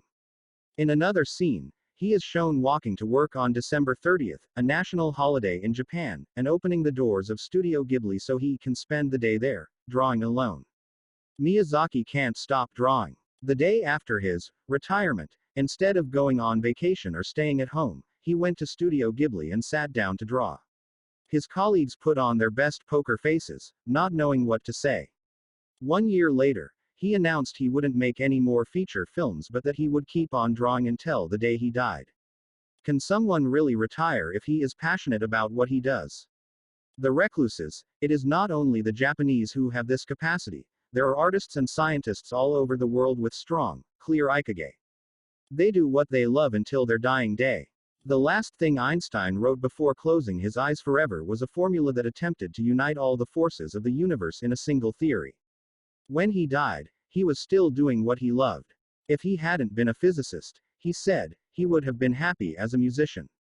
When he wasn't focused on physics or mathematics, he enjoyed playing the violin. Reaching a state of flow while working on his formulas or playing music, his two Ikigai, brought him endless pleasure. Many such artists might seem misanthropic or reclusive, but what they are really doing is protecting the time that brings them happiness, sometimes at the expense of other aspects of their lives. They are outliers who apply the principles of flow to their lives to an extreme. Another example of this kind of artist is the novelist Haruki Murakami. He sees only a close circle of friends, and appears in public in Japan only once every few years. Artists know how important it is to protect their space, control their environment, and be free of distractions if they want to flow with their Ikigai. Microflow. Enjoying mundane tasks, but what happens when we have to, say, do the laundry, mow the lawn, or attend to paperwork? Is there a way to make these mundane tasks enjoyable? Near the Shinjuku subway station, in one of the neural centers of Tokyo, there is a supermarket that still employs elevator operators. The elevators are fairly standard and could easily be operated by the customers, but the store prefers to provide the service of someone holding the door open for you, pushing the button for your floor, and bowing as you exit. If you ask around, you'll learn that there is one elevator operator who has been doing the same job since 2004. She is always smiling and enthusiastic about her work. How is she able to enjoy such a job? Doesn't she get bored doing something so repetitive? On closer inspection, it becomes clear that the elevator operator is not just pushing buttons but is instead performing a whole sequence of movements. She begins by greeting the customers with a song-like salutation followed by a bow and a welcoming wave of the hand. Then she presses the elevator button with a graceful movement, as though she is a geisha offering a client a cup of tea. Csikszentmihalyi calls this microflow. We've all been bored in a class or at a conference and started doodling to keep ourselves entertained. Or whistled while painting a wall. If we're not truly being challenged, we get bored and add a layer of complexity to amuse ourselves. Our ability to turn routine tasks into moments of microflow, into something we enjoy, is key to our being happy, since we all have to do such tasks. Even Bill Gates washes the dishes every night. He says he enjoys it, that it helps him relax and clear his mind, and that he tries to do it a little better each day, following an established order or set of rules he's made for himself. Plates first, forks second, and so on. It's one of his daily moments of microflow. Richard Feynman, one of the most important physicists of all time, also took pleasure in routine tasks. W. Daniel Hillis, one of the founders of the supercomputer manufacturer Thinking Machines, hired Feynman to work on the development of a computer that could handle parallel processing when he was already world famous. He says Feynman showed up on his first day of work and said, "Okay, boss, what's my assignment?" They didn't have anything prepared, so they asked him to work on a certain mathematical problem. He immediately realized they were giving him an irrelevant task to keep him busy and said, "That sounds like a bunch of baloney, give me something real to do." So they sent him to a nearby shop to buy office supplies, and he completed his assignment with a smile on his face. When he didn't have something important to do or needed to rest his mind, Feynman dedicated himself to microflowing, say, painting the office walls. Weeks later, after visiting the Thinking Machines offices, a group of investors declared, "You have a Nobel laureate in there painting walls and soldering circuits." Instant vacations. Getting there through meditation. Training the mind can get us to a place of flow more quickly. Meditation is one way to exercise our mental muscles. There are many types of meditation, but they all have the same objective: calming the mind, observing our thoughts and emotions, and centering our focus on a single object. The basic practice involves sitting with a straight back and focusing on your breath. Anyone can do it, and you feel a difference after just one session. By fixing your attention on the air moving in and out of your nose, you can slow the torrent of thoughts and clear your mental horizons. The Archer's Secret, the winner of the 1988 Olympic gold medal for archery, was a 17-year-old woman from South Korea. When asked how she prepared, she replied that the most important part of her training was meditating for 2 hours each day. If we want to get better at reaching a state of flow, meditation is an excellent antidote to our smartphones and their notifications constantly clamoring for our attention. One of the most common mistakes among people starting to meditate is worrying about doing it right, achieving absolute mental silence, or reaching nirvana. The most important thing is to focus on the journey. Since the mind is a constant swirl of thoughts, ideas, and emotions, slowing down the centrifuge, even for just a few seconds, can help us feel more rested and leave us with a sense of clarity. In fact, one of the things we learn in the practice of meditation is not to worry about anything that flits across our mental screen. The idea of killing our boss might flash into our mind, but we simply label it as a thought and let it pass like a cloud, without judging or rejecting it. It is only a thought. One of the 60,000 we have every day, according to some experts. Meditation generates alpha and theta brain waves. For those experienced in meditation, these waves appear right away, while it might take a half hour for a beginner to experience them. These relaxing brain waves are the ones that are activated right before we fall asleep, as we lie in the sun, or right after taking a hot bath. We all carry a spa with us everywhere we go. It's just a matter of knowing how to get in. Something anyone can do, with a bit of practice. Humans as ritualistic beings, life is inherently ritualistic. We could argue that humans naturally follow rituals that keep us busy. In some modern cultures, we have been forced out of our ritualistic lives to pursue goal after goal in order to be seen as successful. But throughout history, humans have always been busy. We were hunting, cooking, farming, exploring, and raising families. Activities that were structured as rituals to keep us busy throughout our days. But in an unusual way, rituals still permeate daily life and business practices in modern Japan. The main religions in Japan, Confucianism, Buddhism, and Shintoism, are all ones in which the rituals are more important than absolute rules. When doing business in Japan, process, manners, and how you work on something is more important than the final results. Whether this is good or bad for the economy is beyond the scope of this book. What is indisputable, though, is that finding flow in a ritualistic workplace is much easier than in one in which we are continually stressed out trying to achieve unclear goals set by our bosses. Rituals give us clear rules and objectives, which help us enter a state of flow. When we have only a big goal in front of us, we might feel lost or overwhelmed by it, Rituals help us by giving us the process, the sub-steps, on the path to achieving a goal. When confronted with a big goal, try to break it down into parts and then attack each part one by one. Focus on enjoying your daily rituals, using them as tools to enter a state of flow. Don't worry about the outcome, it will come naturally. Happiness is in the doing, not in the result. As a rule of thumb, remind yourself, rituals over goals. The happiest people are not the ones who achieve the most. They are the ones who spend more time than others in a state of flow. Using flow to find your Ikigai. After reading this chapter, you should have a better idea of which activities in your life make you enter flow. Write all of them on a piece of paper, then ask yourself these questions. What do the activities that drive you to flow have in common? Why do those activities drive you to flow? For example, are all the activities you most like doing ones that you practice alone or with other people? Do you flow more when doing things that require you to move your body or just to think? In the answers to these questions, you might find the underlying Ikigai that drives your life. If you don't, then keep searching by going deeper into what you like by spending more of your time in the activities that make you flow. Also, try new things that are not on the list of what makes you flow but that are similar and that you are curious about. For example, if photography is something that drives you into flow, you could also try painting. You might even like it more. Or if you love snowboarding and have never tried surfing. Flow is mysterious. It is like a muscle. The more you train it, the more you will flow, and the closer you will be to your Ikigai. Masters of longevity, words of wisdom from the longest living people in the world. When we started working on this book, we didn't want to just research the factors that contribute to a long and happy life. We wanted to hear from the true masters of this art.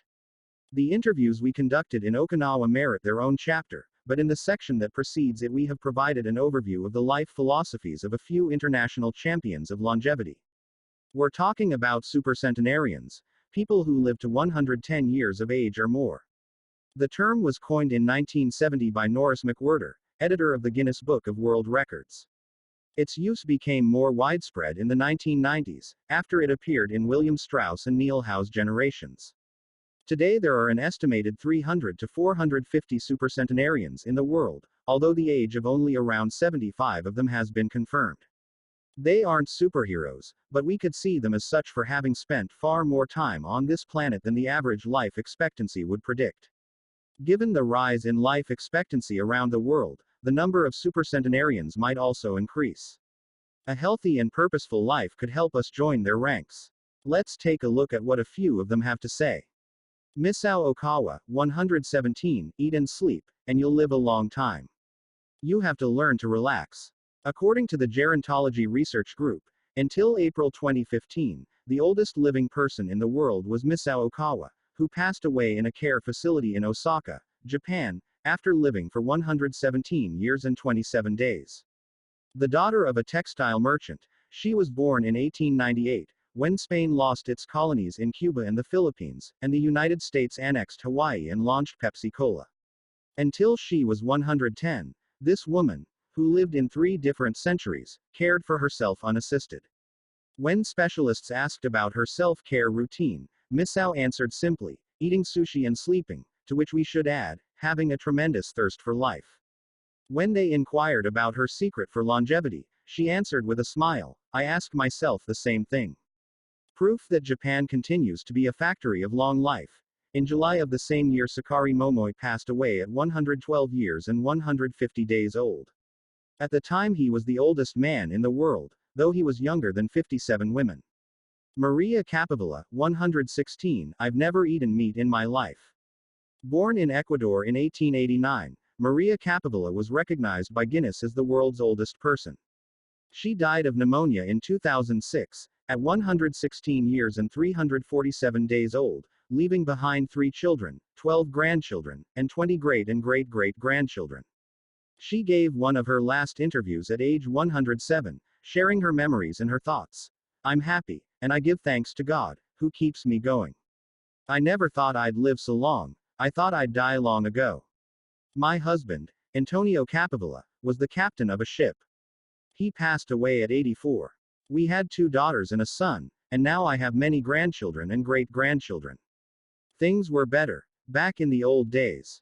People behaved better. We used to dance, but we were more restrained. There was this one song I loved dancing to, Maria, by Luis Alarcon. I still remember most of the words. I also remember many prayers, and say them every day. I like the waltz, and can still dance it. I also still make crafts. I still do some of the things I did when I was in school. When she had finished recalling her past, she began to dance, one of her great passions, with an energy that made her seem decades younger. When asked about her secret for longevity, she responded simply, I don't know what the secret to long life is. The only thing I do is have never eaten meat in my life. I attribute it to that. Jean Calment, 122, Everything's Fine. Born in Arles, France, in February 1875, Jean Calment lived until August 4, 1997, making her, at 122, the oldest person of verified age in history. She jokingly said that she competed with Methuselah, and there is no question that she broke numerous records as she went on celebrating birthdays. She died of natural causes at the end of a happy life during which she denied herself almost nothing. She rode a bicycle until she turned 100.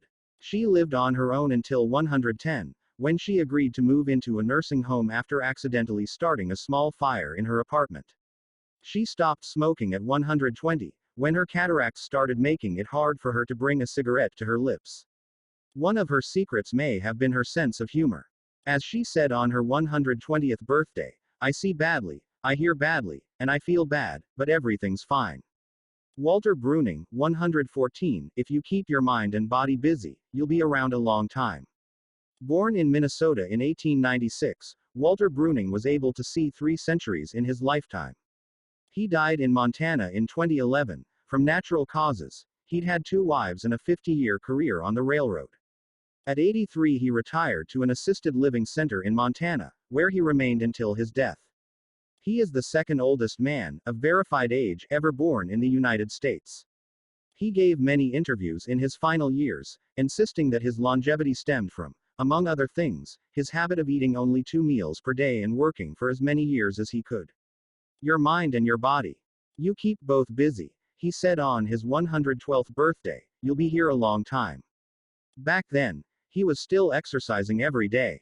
Among Bruning's other secrets, he had a habit of helping others, and he wasn't afraid of dying.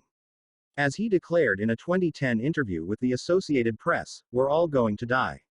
Some people are scared of dying. Never be afraid to die. Because you're born to die. Before passing away in 2011, he is said to have told a pastor that he'd made a deal with God. If he wasn't going to get better, it was time to go. Alexander Amike, 111, I just haven't died yet. Born in Poland in 1903, Alexander Amike was a chemist and parapsychologist residing in the United States who, after the death of his predecessor in 2014, became the oldest man of authenticated age in the world. Amike himself died shortly thereafter, in June of that year, leaving behind a long life rich with experiences. Amike attributed his longevity to, among other things, never drinking alcohol. It's not as though I'd won the Nobel Prize, he said upon being declared the world's oldest man. I never thought I'd get to be so old. When asked about his secret to living so long, his answer was, I don't know. I just haven't died yet. Ikigai artists, the secret to long life, however, is not held by supercentenarians alone. There are many people of advanced age who, though they haven't made it into Guinness World Records, offer us inspiration and ideas for bringing energy and meaning to our lives. Artists, for example, who carry the torch of their Ikigai instead of retiring, have this power. Art, in all its forms, is an Ikigai that can bring happiness and purpose to our days. Enjoying or creating beauty is free, and something all human beings have access to. Hokusai, the Japanese artist who made woodblock prints in the ukiyo-e style and lived for 88 years, from the mid-18th to the mid-19th century, added this postscript to the first edition of his 100 Views of Mount Fuji. All that I have produced before the age of 70 is not worth being counted. It is at the age of 73 that I have somewhat begun to understand the structure of true nature, of animals and grasses, and trees and birds, and fishes and insects. Consequently, at 80 years of age I shall have made still more progress. At 90 I hope to have penetrated into the mystery of things. At 100 years of age I should have reached decidedly a marvelous degree, and when I shall be 110, all that I do, every point and every line, shall be instinct with life. In the pages that follow, we've collected some of the most inspirational words from artists interviewed by Camille Sweeney for the New York Times. Of those still living, none have retired, and all still enjoy their passion, which they plan to pursue until their final breath, demonstrating that when you have a clear purpose, no one can stop you. The actor Christopher Plummer, still working at 86, reveals a dark desire shared by many who love the profession. We want to drop dead on stage. That would be a nice theatrical way to go. Osamu Tezuka, the father of modern Japanese manga, shared this feeling. Before he died in 1989, his last words as he drew one final cartoon were, "Please, just let me work." The 86-year-old filmmaker Frederick Wiseman declared on a stroll through Paris that he likes to work, which is why he does it with such intensity. Everybody complains about their aches and pains and all that, but my friends are either dead or are still working, he said. Carmen Herrera, a painter who just entered her 100th year, sold her first canvas at age 89. Today her work is in the permanent collections of the Tate Modern and the Museum of Modern Art. When asked how she viewed her future, she responded, "I am always waiting to finish the next thing." Absurd. I know. I go day by day. Never stop learning. You may grow old and trembling in your anatomies. You may lie awake at night listening to the disorder of your veins. You may miss your only love. You may see the world about you devastated by evil lunatics, or know your honor trampled in the sewers of baser minds. There is only one thing for it then, to learn. Learn why the world wags and what wags it. That is the only thing which the mind can never exhaust, never alienate, never be tortured by, never fear or distrust, and never dream of regretting. T.H. White, the once and future king for his part, naturalist and author Edward O. Wilson asserted, "I feel I have enough experience to join those who are addressing big questions." About 10 years ago, when I began reading and thinking more broadly about the questions of what are we, where did we come from and where are we going, I was astonished at how little this was being done. Ellsworth Kelly, an artist who passed away in 2015 at the age of 92, assured us that the idea that we lose our faculties with age is, in part, a myth, because instead we develop a greater clarity and capacity for observation. It's one thing about getting older, you see more. Every day I'm continuing to see new things. That's why there are new paintings. At 86, the architect Frank Gehry reminds us that some buildings can take 7 years, from the time you're hired until you're finished, a fact that favors a patient attitude with regard to the passage of time. The man responsible for the Guggenheim Museum Bilbao, however, knows how to live in the here and now. You stay in your time.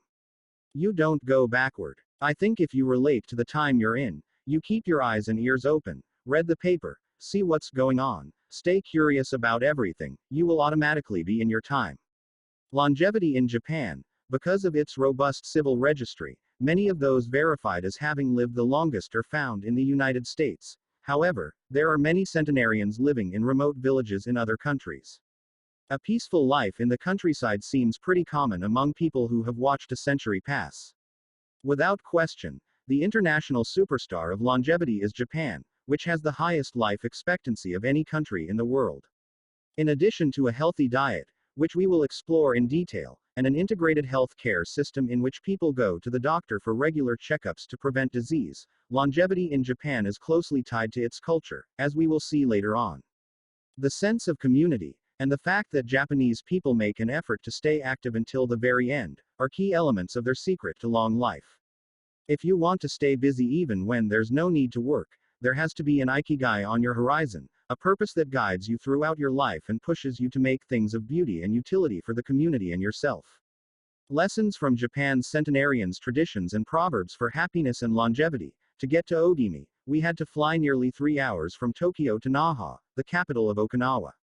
Several months earlier we had contacted the town council of a place known as the Village of Longevity to explain the purpose of our trip and our intention to interview the oldest members of the community. After numerous conversations, we finally got the help we were looking for and were able to rent a house just outside the town. 1 year after starting this project, we found ourselves on the doorstep of some of the longest living people in the world. We realized right away that time seems to have stopped there, as though the entire town were living in an endless here and now. Arriving in Ogimi, after 2 hours on the road from Naha, we're finally able to stop worrying about the traffic. To our left are the sea and an empty stretch of beach. To our right, the mountainous jungle of Okinawa's Yanbaru forests. Once Route 58 passes Nago, where Orion beer, the pride of Okinawa, is made, it skirts the coast until it reaches Ogimi. Every now and then a few little houses and stores crop up in the narrow stretch of land between the road and the base of the mountain. We pass small clusters of houses scattered here and there as we enter the municipality of Ogimi, but the town doesn't really seem to have a center. Our GPS finally guides us to our destination, the Center for the Support and Promotion of Well-Being, housed in an unattractive cinderblock building right off the highway. We go in through the back door, where a man named Tyra is waiting for us. Beside him is a petite, cheerful woman who introduces herself as Yuki. Two other women immediately get up from desks and show us to a conference room. They serve us each a cup of green tea and a few shikiwasa, a small citrus fruit that packs a big nutritional punch, as we will see later on. Tyra sits down across from us in his formal suit and opens up a large planner and a 3-ring binder. Yuki sits next to him. The binder contains a list of all the town's residents, organized by age and club, or moai.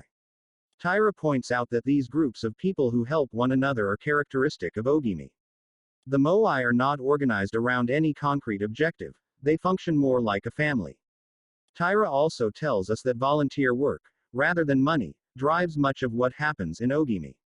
Everyone offers to pitch in, and the local government takes care of assigning tasks. This way, everyone can be useful and feels like a part of the community. Ogimi is the penultimate town before Cape Hito, the northernmost point of the largest island in the archipelago. From the top of one of Ogimi's mountains, we're able to look down over the whole town. Almost everything is the green of the Yanbaru jungle, making us wonder where the nearly 3,200 residents are hiding. We can see a few houses, but they're scattered in little clusters near the sea or in small valleys accessible by side roads. Communal life. We're invited to eat in one of Ogimi's few restaurants, but when we arrive the only 3 tables are already reserved. Don't worry, we'll go to Chirami instead. It never fills up, says Yuki, walking back to her car. She's still driving at age 88, and takes great pride in that. Her co-pilot is 99, and has also decided to spend the day with us. We have to drive fast to keep up with them on a highway that is sometimes more dirt than asphalt. Finally reaching the other end of the jungle, we can at last sit down to eat. I don't really go to restaurants, Yuki says as we take our seats. Almost everything I eat comes from my vegetable garden, and I buy my fish from Tanaka, who's been my friend forever. The restaurant is right by the sea and seems like something from the planet Tatooine, from Star Wars. The menu boasts in large letters that it serves slow food, prepared with organic vegetables grown in the town. But really, Yuki continues, food is the least important thing. She is extroverted, and rather pretty. She likes to talk about her role as the director of several associations run by the local government.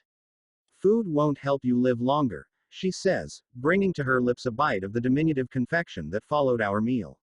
The secret is smiling and having a good time. There are no bars and only a few restaurants in Ogimi, but those who live there enjoy a rich social life that revolves around community centers. The town is divided into 17 neighborhoods, and each one has a president and several people in charge of things like culture, festivals, social activities, and longevity. Residents pay close attention to this last category. We're invited to the community center of one of the 17 neighborhoods. It is an old building right next to one of the mountains of the Yanbaru jungle, home to Bunagaya, the town's iconic sprites. The Bunagaya spirits of the Yanbaru jungle. Bunagaya are magical creatures that inhabit the Yanbaru jungle near Ogimi and its surrounding towns. They manifest as children with long red hair, and like to hide in the jungle's gajumaru, banyan trees and go fishing on the beach. Many of Okinawa's stories and fables are about Bunagaya sprites. They are mischievous, playful, and unpredictable. Locals say that the Bunagaya love the mountains, rivers, sea, trees, earth, wind, and animals, and that if you want to befriend them, you have to show respect for nature. A birthday party. When we arrive at the neighborhood's community center, we're greeted by a group of about 20 people who proudly proclaim, the youngest among us is 83. We conduct our interviews at a large table while drinking green tea. When we finish, we're brought to an event space, where we celebrate the birthdays of 3 members of the group. One woman is turning 99, another 94, and one, young man, has just reached 89. We sing a few songs popular in the village and finish up with, Happy Birthday, in English. The woman turning 99 blows out the candles and thanks everyone for coming to her party. We eat homemade shikawasa cake and end up dancing and celebrating as though it were the birthday of a 20-something. It's the first party, but not the last, that we'll attend during our week in the village. We'll also do karaoke with a group of seniors who sing better than we do, and attend a traditional festival with local bands, dancers, and food stands at the foot of a mountain. Celebrate each day, together. Celebrations seem to be an essential part of life in Ogimi. We're invited to watch a game of gateball, one of the most popular sports among Okinawa's older residents. It involves hitting a ball with a mallet-like stick. It is a low-impact sport that can be played anywhere, and is a good excuse to move around and have fun as a group. The residents hold local competitions, and there is no age limit for participants. We participate in the weekly game and lose to a woman who recently turned 104. Everyone cheers, and the defeated look on our faces elicits laughter. In addition to playing and celebrating as a community, spirituality is also essential to the happiness of the village's residents. The gods of Okinawa. The main religion in Okinawa is known as Yukyu Shinto. Yukyu is the original name of the Okinawa archipelago, and Shinto means, the path of the gods. Yukyu Shinto combines elements of Chinese Taoism, Confucianism, Buddhism, and Shintoism with shamanistic and animistic elements. According to this ancient faith, the world is populated by an infinite number of spirits divided into several types: spirits of the home, of the forest, of the trees, and of the mountains. It is important to appease these spirits through rituals and festivals, and by consecrating sacred grounds. Okinawa is full of sacred jungles and forests, where many of the two main kinds of temples are found, the Utaki and the Uganju. We visited an Uganju, our small, open-air temple adorned with incense and coins, next to a waterfall in Ogimi. The Utaki is a collection of stones where people go to pray and where, supposedly, spirits gather. In Okinawa's religious practice, women are considered spiritually superior to men, whereas the opposite is true of traditional Shintoism in the rest of Japan. Yuta are women chosen as mediums by their communities to make contact with the spirit realm through traditional rites. Ancestor worship is another important feature of spiritual practice in Okinawa, and in Japan in general. The home of each generation's firstborn usually contains a butsudan, or small altar, used to pray for and make offerings to the family's ancestors. Mabui. Every person has an essence, or mabui. This mabui is our spirit and the source of our life force. It is immortal and makes us who we are. Sometimes, the mabui of someone who has died is trapped in the body of a living person. This situation requires a separation ritual to free the mabui of the deceased. It often happens when a person dies suddenly, especially at a young age, and his or her mabui does not want to move on to the realm of the dead. A mabui can also be passed from person to person by physical contact. A grandmother who leaves her granddaughter a ring transfers a part of her mabui to her.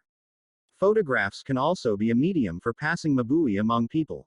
The older, the stronger. Looking back, our days in Ogimi were intense but relaxed, sort of like the lifestyle of the locals, who always seemed to be busy with important tasks but who, upon closer inspection, did everything with a sense of calm. They were always pursuing their Ikigai, but they were never in a rush. Not only did they seem to be happily busy, but we also noticed that they followed the other principles for happiness that Washington Burnap stated 200 years ago. The grand essentials to happiness in this life are something to do, something to love, and something to hope for. On our last day, we went to buy gifts at a small market at the edge of town. The only things sold there are local vegetables, green tea, and shikawasa juice, along with bottles of water from a spring hidden in the Yanbaru forests, bearing labels that read, longevity water. We bought ourselves some of this longevity water and drank it in the parking lot, looking out over the sea and hoping that the little bottles that promised a magic elixir would bring us health and long life, and would help us find our own Ikigai. Then we took a photo with a statue of Abunagaya, and walked up to it one last time to read the inscription. A declaration from the town where people live longest. At 80 I am still a child. When I come to see you at 90, send me away to wait until I'm 100. The older, the stronger. Let us not depend too much on our children as we age. If you seek long life and health, you are welcome in our village, where you will be blessed by nature, and together we will discover the secret to longevity. April 23, 1993, Ogimi Federation of Senior Citizen Clubs. Over the course of a week we conducted a total of 100 interviews, asking the eldest members of the community about their life philosophy, their Ikigai, and the secrets to longevity. We filmed these conversations with 2 cameras for use in a little documentary, and chose a few especially meaningful and inspiring statements to include in this section of the book. 1. Don't worry. The secret to a long life is not to worry. And to keep your heart young. Don't let it grow old. Open your heart to people with a nice smile on your face. If you smile and open your heart, your grandchildren and everyone else will want to see you. The best way to avoid anxiety is to go out in the street and say hello to people. I do it every day. I go out there and say, hello, and see you later. Then I go home and care for my vegetable garden. In the afternoon, I spend time with friends. Here, everyone gets along. We try not to cause problems.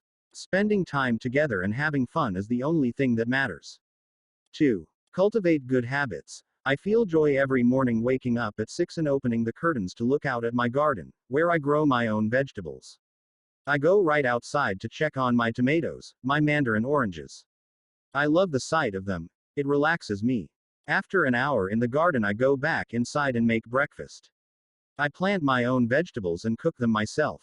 That's my Ikigai. The key to staying sharp in old age is in your fingers. From your fingers to your brain, and back again. If you keep your fingers busy, you'll live to see 100.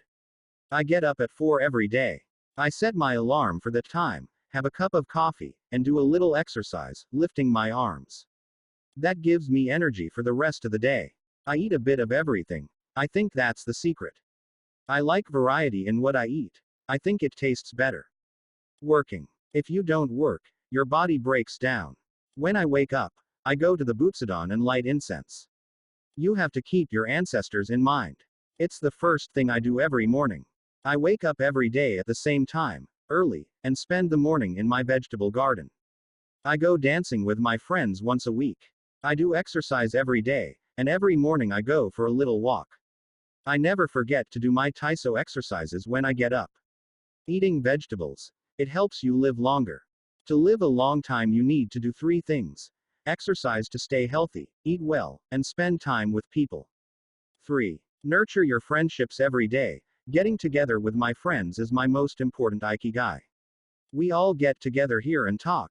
It's very important. I always know I'll see them all here tomorrow, and that's one of my favorite things in life. My main hobby is getting together with friends and neighbors. Talking each day with the people you love, that's the secret to a long life. I say, hello, and see you later, to the children on their way to school, and wave at everyone who goes by me in their car. Drive safely. I say. Between 7:20 a.m. and 8:15 a.m., I'm outside on my feet the whole time, saying hello to people. Once everyone's gone, I go back inside, chatting and drinking tea with my neighbors. That's the best thing in life. And singing together. I wake up at 5 every morning, leave the house, and walk to the sea. Then I go to a friend's house and we have tea together. That's the secret to long life. Getting together with people, and going from place to place. 4. Live and unhurried life. My secret to a long life is always saying to myself, slow down, and relax. You live much longer if you're not in a hurry. I make things with wicker. That's my Ikigai. The first thing I do when I wake up is pray. Then I do my exercises and eat breakfast. At 7 I calmly start working on my wicker. When I get tired at 5, I go visit my friends. Doing many different things every day.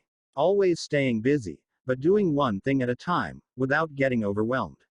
The secret to long life is going to bed early, waking up early, and going for a walk. Living peacefully and enjoying the little things. Getting along with your friends. Spring, summer, fall, winter. Enjoying each season, happily. 5. Be optimistic. Every day I say to myself, today will be full of health and energy. Live it to the fullest. I'm 98, but consider myself young. I still have so much to do. Laugh. Laughter is the most important thing. I laugh wherever I go. I'm going to live to be 100. Of course I am. It's a huge motivation for me. Dancing and singing with your grandchildren is the best thing in life. I feel very fortunate to have been born here. I give thanks for it every day. The most important thing in Ogimi, in life, is to keep smiling. I do volunteer work to give back to the village a bit of what it has given to me. For example, I use my car to help friends get to the hospital. There's no secret to it. The trick is just to live. Keys to the Ogimi lifestyle. 100% of the people we interviewed keep a vegetable garden, and most of them also have fields of tea, mangoes, shikawasa, and so on.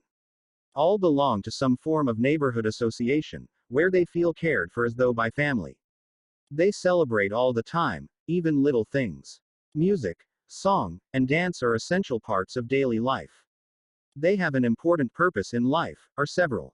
They have an Ikigai, but they don't take it too seriously. They are relaxed and enjoy all that they do. They are very proud of their traditions and local culture. They are passionate about everything they do, however insignificant it might seem. Locals have a strong sense of uimaru, recognizing the connection between people. They help each other with everything from work in the fields, harvesting sugarcane or planting rice, to building houses and municipal projects. Our friend Miyagi, who ate dinner with us on our last night in town, told us that he was building a new home with the help of all his friends, and that we could stay there the next time we were in Ogimi. They are always busy, but they occupy themselves with tasks that allow them to relax. We didn't see a single old grandpa sitting on a bench doing nothing. They're always coming and going, to sing karaoke, visit with neighbors, or play a game of gateball. The Ikigai diet, what the world's longest living people eat and drink. According to the World Health Organization, Japan has the highest life expectancy in the world, 85 years for men and 87.3 years for women. Moreover, it has the highest ratio of centenarians in the world, more than 520 for every million people, as of September 2016.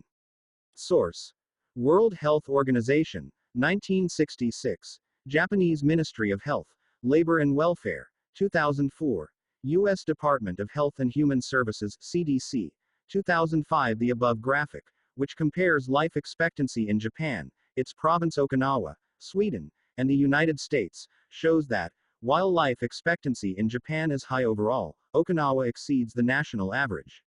Okinawa is one of the areas in Japan that were most affected by World War II. As a result not only of conflicts on the battlefield but also of hunger and a lack of resources once the war ended, the average life expectancy was not very high during the 1940s and 1950s. As Okinawans recovered from the destruction, however, they came to be some of the country's longest living citizens. What secrets to long life do the Japanese hold? What is it about Okinawa that makes it the best of the best in terms of life expectancy? Experts point out that, for one thing, Okinawa is the only province in Japan without trains. Its residents have to walk or cycle when not driving. It is also the only province that has managed to follow the Japanese government's recommendation of eating less than 10 grams of salt per day. Okinawa's miracle diet. The mortality rate from cardiovascular disease in Okinawa is the lowest in Japan, and diet almost certainly has a lot to do with this. It is no coincidence that the Okinawa diet is so often discussed around the world at panels on nutrition. The most concrete and widely cited data on diet in Okinawa come from studies by Makoto Suzuki, a cardiologist at the University of the Ryukyus, who has published more than 700 scientific articles on nutrition and aging in Okinawa since 1970. Bradley J. Wilcox and D. Craig Wilcox joined Makoto Suzuki's research team and published a book considered the Bible on the subject, the Okinawa Program. 1. They reached the following conclusions. Locals eat a wide variety of foods, especially vegetables. Variety seems to be key. A study of Okinawa's centenarians showed that they ate 206 different foods, including spices, on a regular basis. They ate an average of 18 different foods each day, a striking contrast to the nutritional poverty of our fast food culture. They eat at least 5 servings of fruits and vegetables every day. At least 7 types of fruits and vegetables are consumed by Okinawans on a daily basis. The easiest way to check if there is enough variety on your table is to make sure you're eating the rainbow. A table featuring red peppers, carrots, spinach, cauliflower, and eggplant, for example, offers great color and variety. Vegetables, potatoes, legumes, and soy products such as tofu are the staples of an Okinawan's diet. More than 30% of their daily calories comes from vegetables. Grains are the foundation of their diet. Japanese people eat white rice every day, sometimes adding noodles. Rice is the primary food in Okinawa, as well. They rarely eat sugar, and if they do, it's cane sugar. We drove through several sugarcane fields every morning on our way to Ogimi, and even drank a glass of cane juice at Nakijin Castle. Beside the stall selling the juice was a sign describing the anticarcinogenic benefits of sugarcane. In addition to these basic dietary principles, Okinawans eat fish an average of 3 times per week. Unlike in other parts of Japan, the most frequently consumed meat is pork, though locals eat it only once or twice per week. Along these lines, Makoto Suzuki's studies indicate the following. Okinawans consume, in general, 1/3 as much sugar as the rest of Japan's population, which means that sweets and chocolate are much less a part of their diet. They also eat practically half as much salt as the rest of Japan, 7 grams per day, compared to an average of 12. They consume fewer calories, an average of 1,785 per day, compared to 2,068 in the rest of Japan. In fact, low caloric intake is common among the 5 blue zones. Hara Hachi Bu. This brings us back to the 80% rule we mentioned in the first chapter, a concept known in Japanese as Hara Hachi Bu. It's easy to do. When you notice you're almost full but could have a little more, just stop eating. One easy way to start applying the concept of Hara Hachi Bu is to skip dessert. Or to reduce portion size. The idea is to still be a little bit hungry when you finish. This is why portion size tends to be much smaller in Japan than in the West. Food isn't served as appetizers, main courses, and dessert. Instead, it's much more common to see everything presented at once on small plates. One with rice, another with vegetables, a bowl of miso soup, and something to snack on. Serving food on many small plates makes it easier to avoid eating too much, and facilitates the varied diet discussed at the beginning of this chapter. Hara Hachi Bu is an ancient practice. The 12th century book on Zen Buddhism Zazen Yujinki recommends eating 2/3 as much as you might want to. Eating less than one might want is common among all Buddhist temples in the East. Perhaps Buddhism recognized the benefits of limiting caloric intake more than 9 centuries ago. So, eat less to live longer. Few would challenge this idea. Without taking it to the extreme of malnutrition, of course, eating fewer calories than our bodies ask for seems to increase longevity. The key to staying healthy while consuming fewer calories is eating foods with a high nutritional value, especially superfoods, and avoiding those that add to our overall caloric intake but offer little to no nutritional value. The calorie restriction we've been discussing is one of the most effective ways to add years to your life. If the body regularly consumes enough, or too many, calories, it gets lethargic and starts to wear down, expending significant energy on digestion alone. Another benefit of calorie restriction is that it reduces levels of IGF-1, insulin-like growth factor 1, in the body. IGF-1 is a protein that plays a significant role in the aging process. It seems that one of the reasons humans and animals age is an excess of this protein in their blood. Point 2.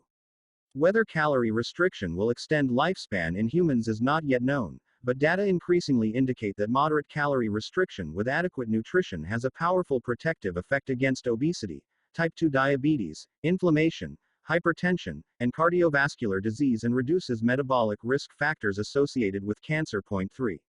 An alternative to following the 80% rule on a daily basis is to fast for 1 or 2 days each week. The 5-2 or fasting diet recommends 2 days of fasting, consuming fewer than 500 calories every week and eating normally on the other 5 days. Among its many benefits, fasting helps cleanse the digestive system and allows it to rest. 15 natural antioxidants found in the Okinawan diet. Antioxidants are molecules that slow the oxidation process in cells, neutralizing the free radicals that cause damage and accelerate aging. The antioxidant power of green tea, for example, is well known, and will be discussed later at greater length. Because they are rich in antioxidants and are eaten nearly every day in the region, these 15 foods are considered keys to Okinawan vitality. Tofu, miso, tuna, carrots, goya, bitter melon, kombu, sea kelp, cabbage, nori, seaweed, onion, soy sprouts, Hekima, cucumber like gourd, soybeans, boiled or raw, sweet potato, peppers, sanpan cha, jasmine tea. Sanpan cha. The reigning infusion in Okinawa. Okinawans drink more sanpan cha, a mix of green tea and jasmine flowers, than any other kind of tea. The closest approximation in the West would be the jasmine tea that usually comes from China. A 1988 study conducted by Hiroko Sho at the Okinawa Institute of Science and Technology indicates that jasmine tea reduces blood cholesterol levels. 4. Sanpan cha can be found in many different forms in Okinawa, and is even available in vending machines. In addition to all the antioxidant benefits of green tea, it boasts the benefits of jasmine, which include reducing the risk of heart attack, strengthening the immune system, helping relieve stress, lowering cholesterol. Okinawans drink an average of 3 cups of sanpan cha every day. It might be hard to find exactly the same blend in the West, but we can drink jasmine tea, or even a high-quality green tea, instead. The secrets of green tea. Green tea has been credited for centuries with significant medicinal properties. Recent studies have confirmed its many benefits, and have attested to the importance of this ancient plant in the longevity of those who drink it often. Originally from China, where it has been consumed for millennia, green tea didn't make its way to the rest of the world until just a few centuries ago. Unlike other teas, and as a result of being air-dried without fermentation, it retains its active elements even after being dried and crumbled. It offers meaningful health benefits such as controlling cholesterol, lowering blood sugar levels, improving circulation, protection against the flu, vitamin C, promoting bone health, fluoride, protection against certain bacterial infections, protection against UV damage, cleansing and diuretic effects. White tea, with its high concentration of polyphenols, may be even more effective against aging. In fact, it is considered to be the natural product with the greatest antioxidant power in the world, to the extent that 1 cup of white tea might pack the same punch as about a dozen glasses of orange juice. In summary, drinking green or white tea every day can help us reduce the free radicals in our bodies, keeping us young longer. The powerful shikawasa. Shikawasa is the citrus fruit par excellence of Okinawa, and Ogimi is its largest producer in all of Japan. The fruit is extremely acidic. It is impossible to drink shikawasa juice without diluting it first with water. Its taste is somewhere between that of a lime and a mandarin orange, to which it bears a family resemblance. Shikawasas also contain high levels of nobiletin, a flavonoid rich in antioxidants. All citrus fruits, grapefruits, oranges, lemons, are high in nobiletin, but Okinawa's shikawasas have 40 times as much as oranges. Consuming nobiletin has been proven to protect us from arteriosclerosis, cancer, type 2 diabetes, and obesity in general.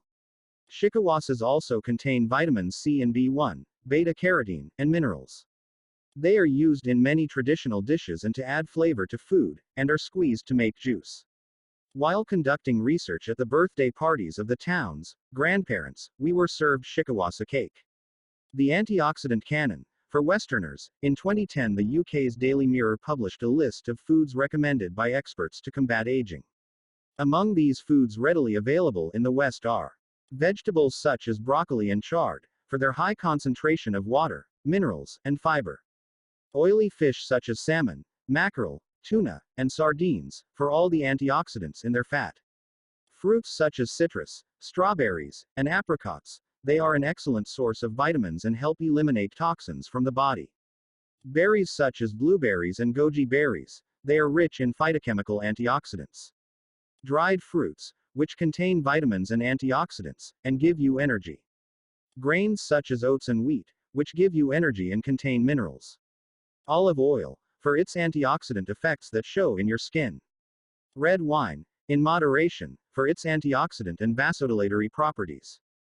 Foods that should be eliminated are refined sugar and grains, processed baked goods, and prepared foods, along with cow's milk and all its derivatives. Following this diet will help you feel younger and slow the process of premature aging. Gentle movements, longer life. Exercises from the East that promote health and longevity. Studies from the Blue Zones suggest that the people who live longest are not the ones who do the most exercise but rather the ones who move the most. When we visited Ogimi, the village of longevity, we discovered that even people over 80 and 90 years old are still highly active. They don't stay at home looking out the window or reading the newspaper. Ogimi's residents walk a lot, do karaoke with their neighbors, get up early in the morning, and, as soon as they've had breakfast, or even before, head outside to weed their gardens. They don't go to the gym or exercise intensely, but they almost never stop moving in the course of their daily routines. As easy as getting out of your chair, metabolism slows down 90% after 30 minutes of sitting. The enzymes that move the bad fat from your arteries to your muscles, where it can get burned off, slow down. And after 2 hours, good cholesterol drops 20%. Just getting up for 5 minutes is going to get things going again. These things are so simple they're almost stupid, says Gavin Bradley in a 2015 interview with Brigid Schulte for The Washington Post. Bradley is one of the preeminent experts on the subject, and the director of an international organization dedicated to building awareness of how detrimental sitting all the time can be to our health. If we live in a city, we might find it hard to move in natural and healthy ways every day, but we can turn to exercises that have proven for centuries to be good for the body. The Eastern disciplines for bringing body, mind, and soul into balance have become quite popular in the West, but in their countries of origin they have been used for ages to promote health. Yoga, originally from India, though very popular in Japan, and China's Qigong and Tai Chi, among other disciplines, seek to create harmony between a person's body and mind so they can face the world with strength, joy, and serenity. They are touted as elixirs of youth, and science has endorsed the claim. These gentle exercises offer extraordinary health benefits, and are particularly appropriate for older individuals who have a harder time staying fit. Tai Chi has been shown, among other things, to slow the development of osteoporosis and Parkinson's disease, to increase circulation, and to improve muscle tone and flexibility. Its emotional benefits are just as important. It is a great shield against stress and depression. You don't need to go to the gym for an hour every day or run marathons. As Japanese centenarians show us, all you need is to add movement to your day. Practicing any of these Eastern disciplines on a regular basis is a great way to do so. An added benefit is that they all have well-defined steps, and as we saw in Chapter IV, disciplines with clear rules are good for flow. If you don't like any of these disciplines, feel free to choose a practice that you love and that makes you move. In the following pages we'll take a look at some of the practices that promote health and longevity. But first, a little appetizer, a singularly Japanese exercise for starting your day. Radio Taiso. This morning warm-up has been around since before World War II. The radio part of its name is from when the instructions for each exercise were transmitted over the radio, but today people usually do these movements while tuned to a television channel or internet video demonstrating the steps. One of the main purposes of doing Radio Taiso is to promote a spirit of unity among participants. The exercises are always done in groups, usually in schools before the start of classes, and in businesses before the workday begins.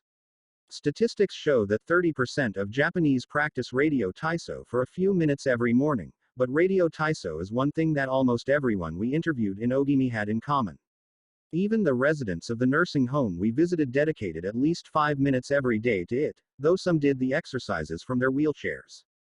We joined them on their daily practice and we felt refreshed for the rest of the day. When these exercises are done in a group, it is usually on a sports field or in a large reception hall, and typically involves some kind of loudspeaker.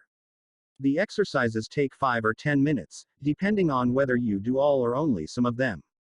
They focus on dynamic stretching and increasing joint mobility. One of the most iconic Radio Taiso exercises consists of simply raising your arms above your head and then bringing them down in a circular motion. It is a tool to wake up the body, an easy mobility workout that is low in intensity and that focuses on exercising as many joints as possible. It might seem basic, but in our modern lives, we can spend days without raising our arms above our ears. Think about it. Our arms are down when using computers, when using smartphones, when reading books. One of the few times we raise our hands over our heads is when reaching for something in a cupboard or closet, while our ancestors were raising their hands over their heads all the time when gathering things from trees. Radio Taiso helps us to practice all the basic movements of the body.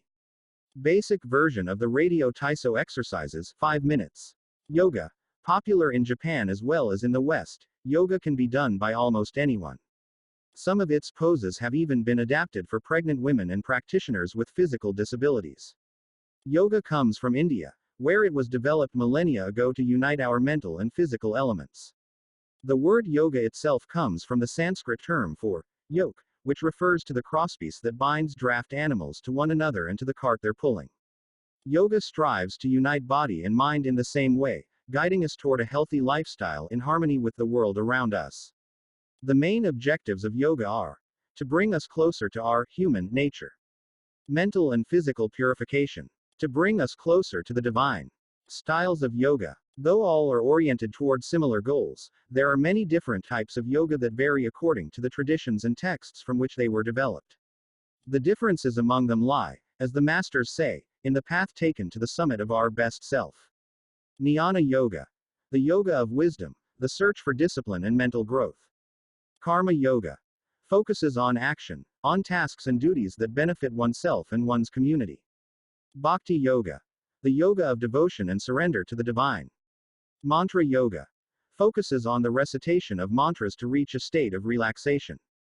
Kundalini Yoga. Combines diverse steps to reach the desired mental state. Raja Yoga, also known as the Royal Path, encompasses a range of steps geared toward achieving communion with oneself and others. Hatha Yoga, the most widespread form in the West and Japan, characterized by asanas or poses combined in a quest for balance. How to do a sun salutation. The sun salutation is one of the most iconic exercises in Hatha Yoga. To do it, you simply have to follow these 12 basic movements. With your feet together, stand up straight but keep your muscles relaxed. Exhale. Place the palms of your hands together in front of your chest. From this position, inhale as you raise your arms above your head and bend backward slightly. Exhale as you bend forward until you touch the ground with the palms of your hands, without bending your knees.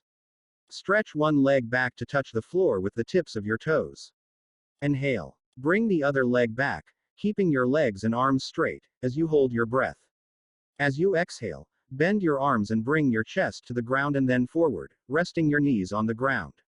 Straighten your arms and bend your spine back, keeping the lower half of your body on the ground.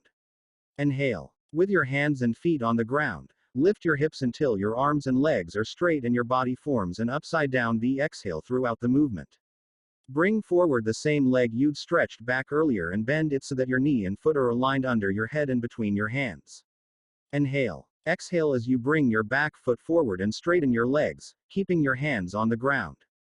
Bring your arms above your head with your palms together and bend backward slightly, while you inhale. Lower your arms to their initial position in mountain pose while you exhale. You've just greeted the sun. Now you're ready to have a fantastic day. Tai Chi, also known as Tai Kai Chuan, or Taijiquan. Tai Chi is a Chinese martial art that can be traced back hundreds of years to Buddhism and Confucianism. It is very popular in Japan, too. According to Chinese tradition, it was created by the Taoist master and martial arts practitioner Zhang Sanfeng, though it was Yang Luqian who in the 19th century brought the form to the rest of the world. Tai Chi was originally a Neijia, or internal martial art, meaning its goal was personal growth. Focused on self-defense, it teaches those who practice it to defeat their adversaries by using the least amount of force possible and by relying on agility. Tai Chi, which was also seen as a means of healing body and mind, would go on to be used more frequently to foster health and inner peace. To encourage its citizens to be more active, the Chinese government promoted it as an exercise, and it lost its original connection to martial arts, becoming instead a source of health and well-being accessible to all. Styles of Tai Chi. There are different schools and styles of Tai Chi. The following are the best known. Shen style alternates between slow movements and explosive ones. Yang style, the most widespread of the forms, characterized by slow, fluid movements. Wu style utilizes small, slow, deliberate movements. Hao style, centered on internal movements, with almost microscopic external movements, one of the least practiced forms of Tai Chi, even in China. Despite their differences, these styles all have the same objectives: to control movement through stillness, to overcome force through finesse, to move second and arrive first. To know yourself and your opponent. The 10 basic principles of Tai Chi. According to the master Yang Chengfu, the correct practice of Tai Chi follows 10 basic principles. 1. Elevate the crown of your head, and focus all your energy there. 2. Tighten your chest and expand your back to lighten your lower body. 3. Relax your waist and let it guide your body. 4. Learn to differentiate between heaviness and lightness, knowing how your weight is distributed. 5. Relax the shoulders to allow free movement of the arms and promote the flow of energy. 6. Value the agility of the mind over the strength of the body. 7. Unify the upper and lower bodies so they act in concert. 8. Unify the internal and the external to synchronize mind, body, and breath. 9. Do not break the flow of your movement, maintain fluidity and harmony. 10. Look for stillness in movement. An active body leads to a calm mind. Imitating clouds. One of the best known movements in Tai Chi consists of following the form of clouds in an exercise called wave hands like clouds. Here are the steps. 1. Extend your arms in front of you with your palms down. 2. Turn your palms to face in, as though you were hugging a tree trunk. 3. Open your arms out to the side. 4. Bring the left arm up and center, and the right arm down and center. 5. Trace the shape of a ball in front of your body. 6. Turn your left palm toward your face. 7. Shift your weight to your left foot and pivot from your hip toward that side, while your eyes follow the movement of your hand. 8. Bring your left hand to your waist and your right hand in front of your face. 9. Shift your weight to your right foot. 10. Pivot toward your right, looking at your raised right hand the entire time. 11. Repeat this movement fluidly, shifting your weight from one foot to the other as you reposition your hands. 12. Stretch your arms out in front of you again and bring them down slowly, returning to your initial position. Qigong, also known as Qi Kung, its name combines Qi, life force, or energy, and Gong, work, indicating that the form works with the individual's life force. Though relatively modern, especially under its current name, the art of Qigong is based on the Tao Yin, an ancient art meant to foster mental and physical well-being. The practice began to appear in reports on training in martial arts at the beginning of the 20th century, and by the 1930s was being used in hospitals. The Chinese government later popularized it, as it had done with Tai Chi. Qigong involves static and dynamic physical exercises that stimulate respiration in a standing, seated, or reclined position. There are many different styles of Qigong, but all of them seek to strengthen and regenerate Qi. Though its movements are typically gentle, the practice is intense. Benefits of Qigong. According to numerous international scientific studies, Qigong, like Tai Chi and yoga, offers significant health benefits. The following stand out among those proven through scientific research, as observed by Dr. Kenneth M. Sancier of San Francisco's Qigong Institute in his article, Medical Applications of Qigong. Modification of brain waves. Improved balance of sex hormones. Lower mortality rate from heart attacks. Lower blood pressure in patients with hypertension. Greater bone density. Better circulation. Deceleration of symptoms associated with senility. Greater balance and efficiency of bodily functions. Increased blood flow to the brain and greater mind-body connection. Improved cardiac function. Reduction in the secondary effects of cancer treatments. Practicing these arts not only keeps us in shape, it also helps extend our lives. Methods for practicing Qigong. In order to practice Qigong correctly, we should remember that our life energy flows through our whole body. We should know how to regulate its many parts. 1. Qiao Shen. Regulating the body. By adopting the correct posture, it is important to be firmly rooted to the ground. 2. Qiao Shi. Regulating the breath, until it is calm, steady, and peaceful. 3. Qiao Xin. Regulating the mind, the most complicated part, as it implies emptying the mind of thoughts. 4. Qiao Kai. Regulating the life force, through the regulation of the three prior elements, so that it flows naturally. 5. Qiao Shen. Regulating the spirit is both strength and root in battle, as Yongjuing Ming explains in the essence of Taiji Qigong. In this way, the whole organism will be prepared to work together toward a single goal. The 5 elements of Qigong. One of Qigong's best known exercises is a series representing the 5 elements: earth, water, wood, metal, and fire. This series of movements seeks to balance the 5 currents of energy in order to improve brain and organ function. There are several ways to do these movements. In this case, we're following the model of Professor Maria Isabel Garcia Monreal from the Qigong Institute in Barcelona. Earth. 1. Stand with your legs apart and your feet directly below your shoulders. 2. Turn your feet outward slightly to strengthen the posture. 3. Keep your shoulders relaxed and down and your arms loose at your sides, slightly away from your body. 4. As you inhale, raise your arms in front of you until your hands are level with your shoulders, your palms facing down.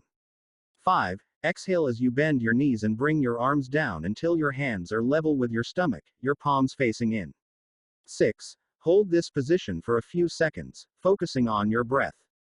Water. 1. Starting from earth posture, bend your knees into a squat, keeping your chest upright and exhaling throughout. 2. Press your coccyx downward to stretch your lumbar spine. 3. As you inhale, stand to return to earth posture. 4. Repeat twice, for a total of 3. Wood 1. Starting from earth posture, turn your palms upward and open your arms to the side, forming a circle as you inhale, until your hands are level with your clavicle. Turn your hands so that your palms and elbows point downward, while keeping your shoulders relaxed. 2. Reverse the movement as you exhale, making a downward circle with your arms until you reach your initial position. 3. Repeat twice, for a total of 3. Metal 1. Starting from earth posture, raise your arms until your hands are level with your sternum. 2. Turn your palms toward each other, about 4 inches apart, with your fingers relaxed and slightly separated, pointing upward. 3. As you inhale, move your hands away from each other until they are shoulder width apart. 4. As you exhale, bring your hands toward each other until they are back in position 2.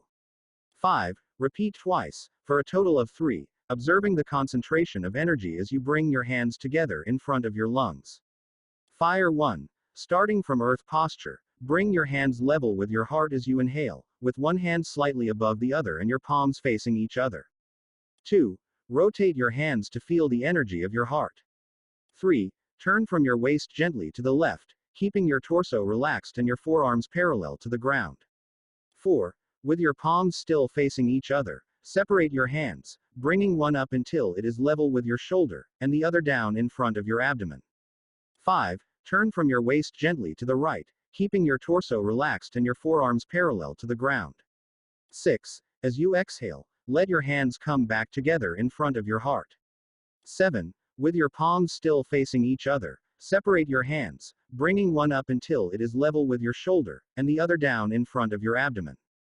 Completing the series. 1. Starting from earth posture, inhale as you bring your hands level with your shoulders, palms facing down. 2. As you exhale, lower your arms to rest at your sides, returning to the initial Wuchi posture. Shiatsu.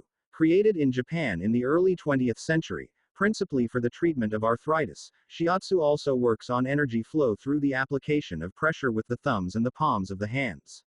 In combination with stretching and breathing exercises, it seeks to create equilibrium among the different elements of the body.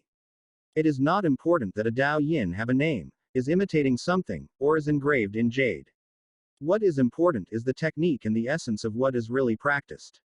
Stretching and contracting, bending and lifting of the head, stepping, lying down, resting or standing, walking or stepping slowly, screaming or breathing, everything can be a Dao Yin. By Zhe Hong.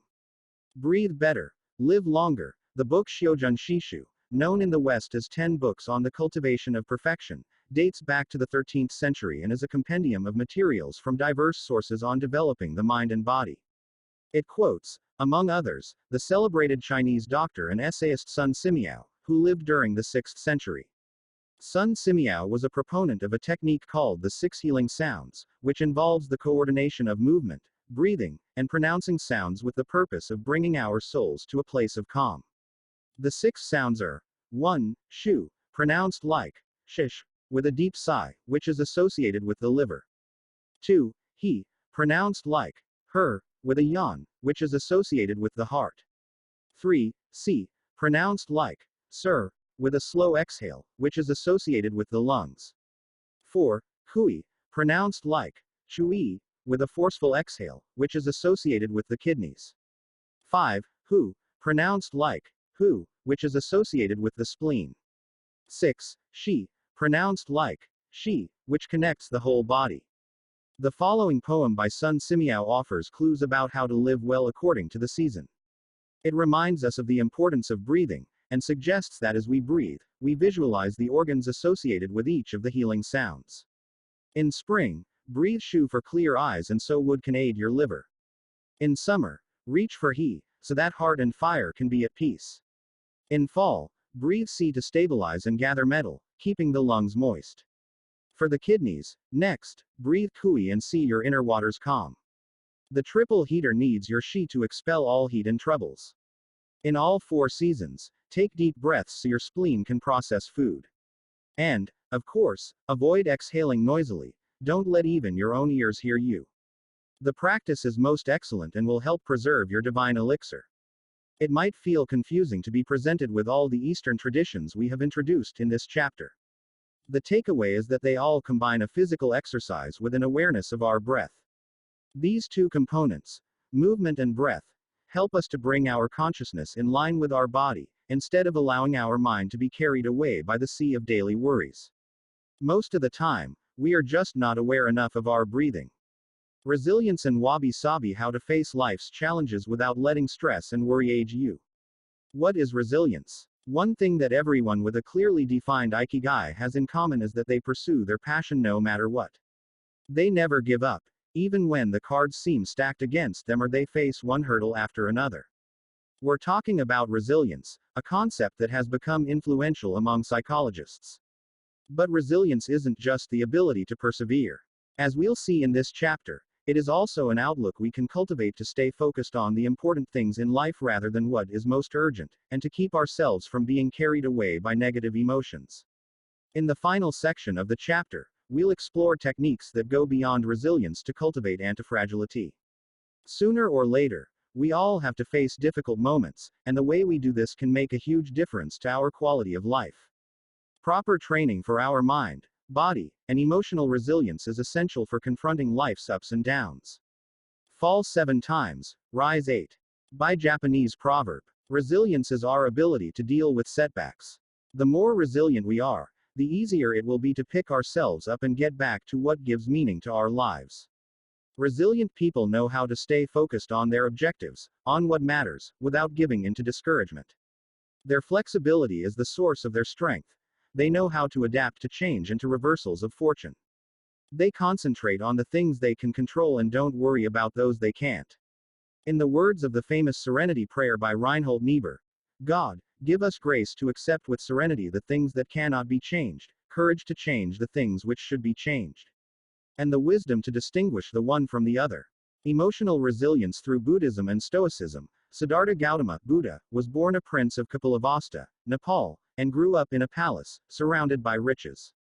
At 16 he married and had a child. Not satisfied by his family's wealth, at 29 he decided to try a different lifestyle and ran away from the palace to live as an ascetic. But it wasn't asceticism that he was looking for. It didn't offer the happiness and well-being he sought. Neither wealth nor extreme asceticism worked for him. He realized that a wise person should not ignore life's pleasures. A wise person can live with these pleasures but should always remain conscious of how easy it is to be enslaved by them. Zeno of Citium began his studies with the Cynics. The Cynics also led ascetic lives, leaving behind all earthly pleasures. They lived in the street, and the only thing they owned was the clothing on their backs. Seeing that cynicism did not give him a sense of well-being, Zeno abandoned its teachings to found the school of Stoicism, which centers on the idea that there is nothing wrong with enjoying life's pleasures as long as they do not take control of your life as you enjoy them. You have to be prepared for those pleasures to disappear. The goal is not to eliminate all feelings and pleasures from our lives, as in cynicism, but to eliminate negative emotions. Since their inception, one of the objectives of both Buddhism and Stoicism has been to control pleasure, emotions, and desires. Though the philosophies are very different, both aim to curb our ego and control our negative emotions. Both Stoicism and Buddhism are, at their roots, methods for practicing well-being. According to Stoicism, our pleasures and desires are not the problem. We can enjoy them as long as they don't take control of us. The Stoics viewed those who were able to control their emotions as virtuous. What's the worst thing that could happen? We finally land our dream job, but after a little while we are already hunting for a better one. We win the lottery and buy a nice car but then decide we can't live without a sailboat. We finally win the heart of the man or woman we've been pining for and suddenly find we have a wandering eye. People can be insatiable. The Stoics believed that these kinds of desires and ambitions are not worth pursuing. The objective of the virtuous person is to reach a state of tranquility, apatheia, the absence of negative feelings such as anxiety, fear, shame, vanity, and anger, and the presence of positive feelings such as happiness, love, serenity, and gratitude. In order to keep their minds virtuous, the Stoics practiced something like negative visualization. They imagined the worst thing that could happen in order to be prepared if certain privileges and pleasures were taken from them. To practice negative visualization, we have to reflect on negative events, but without worrying about them. Seneca, one of the richest men in ancient Rome, lived a life of luxury but was, nonetheless, an active Stoic. He recommended practicing negative visualization every night before falling asleep. In fact, he not only imagined these negative situations, he actually put them into practice. For example, by living for a week without servants, or the food and drink he was used to as a wealthy man. As a result, he was able to answer the question, what's the worst thing that could happen? Meditating for healthier emotions, in addition to negative visualization and not giving into negative emotions, another central tenet of Stoicism is knowing what we can control and what we can't, as we see in the Serenity Prayer. Worrying about things that are beyond our control accomplishes nothing. We should have a clear sense of what we can change and what we can't, which in turn will allow us to resist giving into negative emotions. In the words of Epictetus, it's not what happens to you, but how you react that matters. In Zen Buddhism, meditation is a way to become aware of our desires and emotions and thereby free ourselves from them. It is not simply a question of keeping the mind free of thoughts but instead involves observing our thoughts and emotions as they appear, without getting carried away by them. In this way, we train our minds not to get swept up in anger, jealousy, or resentment. One of the most commonly used mantras in Buddhism focuses on controlling negative emotions. Om Mani Padme Hum, in which Om is the generosity that purifies the ego, Ma is the ethics that purifies jealousy, Ni is the patience that purifies passion and desire, Pad is the precision that purifies bias, Me is the surrender that purifies greed, and Hum is the wisdom that purifies hatred. The here and now, and the impermanence of things, another key to cultivating resilience is knowing in which time to live. Both Buddhism and Stoicism remind us that the present is all that exists, and it is the only thing we can control. Instead of worrying about the past or the future, we should appreciate things just as they are in the moment, in the now. The only moment in which you can be truly alive is the present moment, observes the Buddhist monk Thich Nhat Hanh. In addition to living in the here and now, the Stoics recommend reflecting on the impermanence of the things around us. The Roman Emperor Marcus Aurelius said that the things we love are like the leaves of a tree. They can fall at any moment with a gust of wind. He also said that changes in the world around us are not accidental but rather form part of the essence of the universe, a rather Buddhist notion, in fact. We should never forget that everything we have and all the people we love will disappear at some point. This is something we should keep in mind, but without giving into pessimism. Being aware of the impermanence of things does not have to make us sad. It should help us love the present moment and those who surround us. All things human are short-lived and perishable, Seneca tells us. The temporary, ephemeral, and impermanent nature of the world is central to every Buddhist discipline. Keeping this always in mind helps us avoid excessive pain in times of loss. Wabi-sabi and Ichigo Ichii. Wabi-sabi is a Japanese concept that shows us the beauty of the fleeting, changeable, and imperfect nature of the world around us. Instead of searching for beauty in perfection, we should look for it in things that are flawed, incomplete. This is why the Japanese place such value, for example, on an irregular or cracked teacup.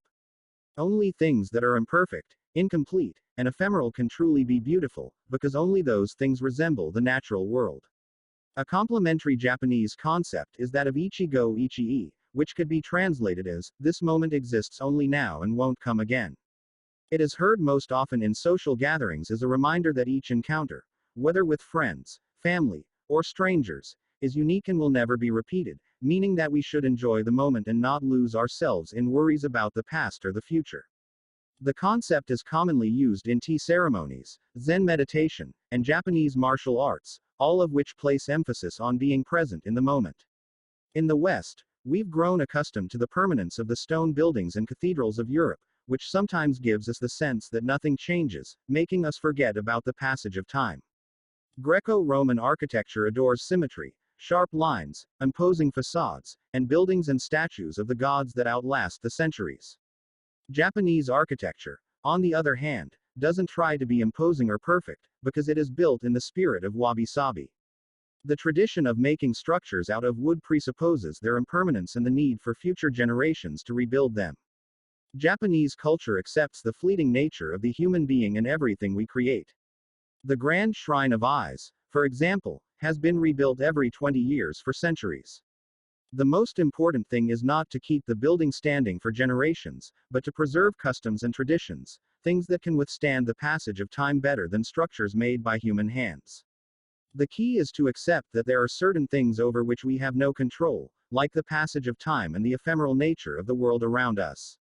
Ikigai teaches us to focus on the present and enjoy each moment that life brings us.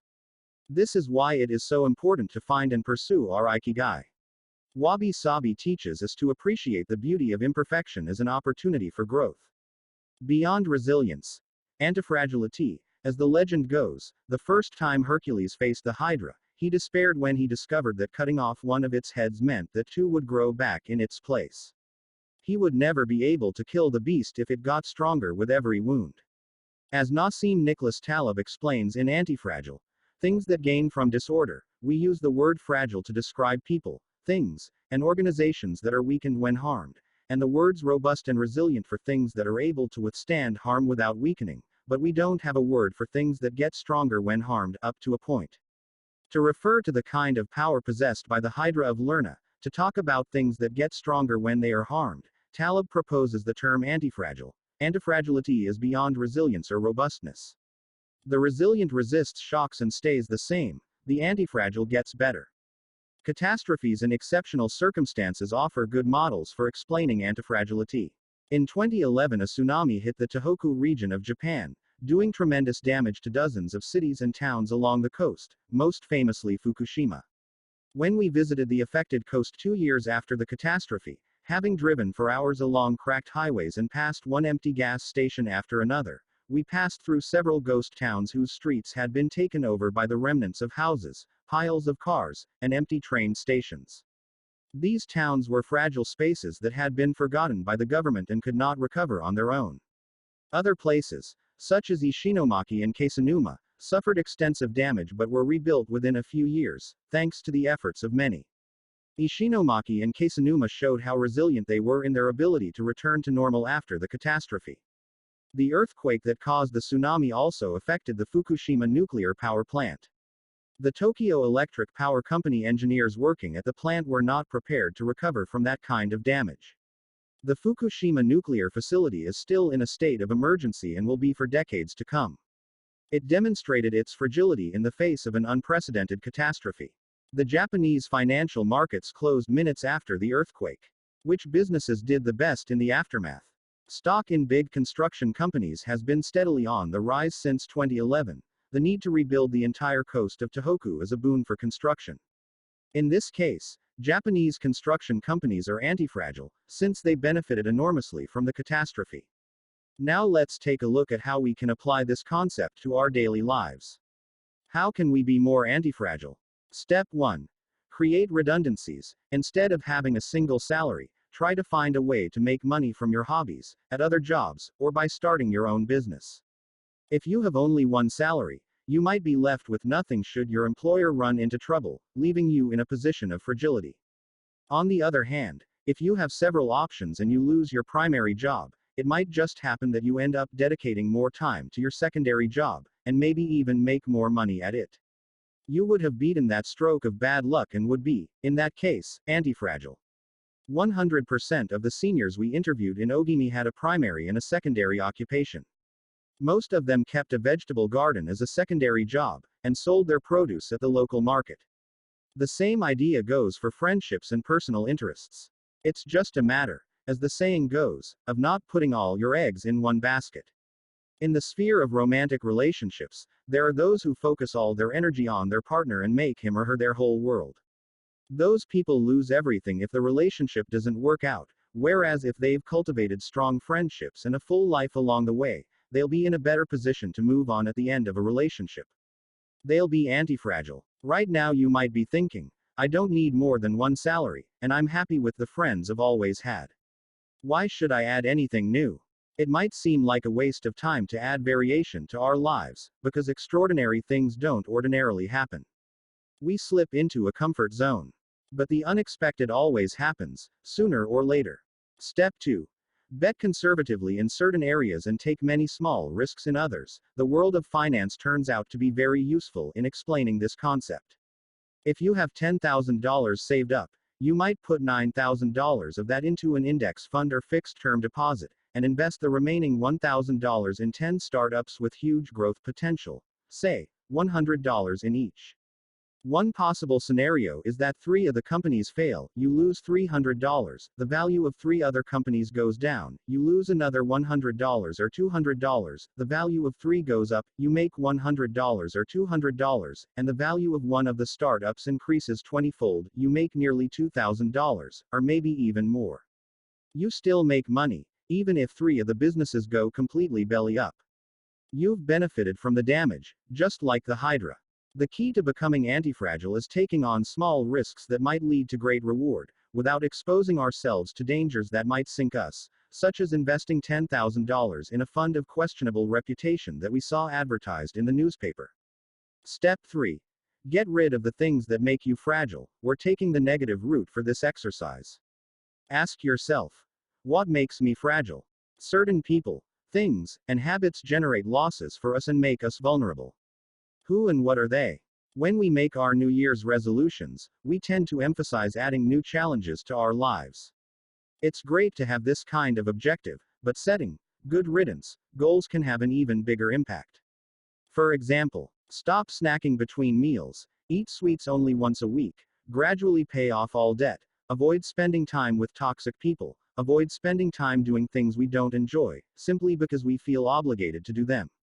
Spend no more than 20 minutes on Facebook per day. To build resilience into our lives, we shouldn't fear adversity, because each setback is an opportunity for growth. If we adopt an anti-fragile attitude, we'll find a way to get stronger with every blow, refining our lifestyle and staying focused on our Ikigai. Taking a hit or two can be viewed as either a misfortune or an experience that we can apply to all areas of our lives, as we continually make corrections and set new and better goals.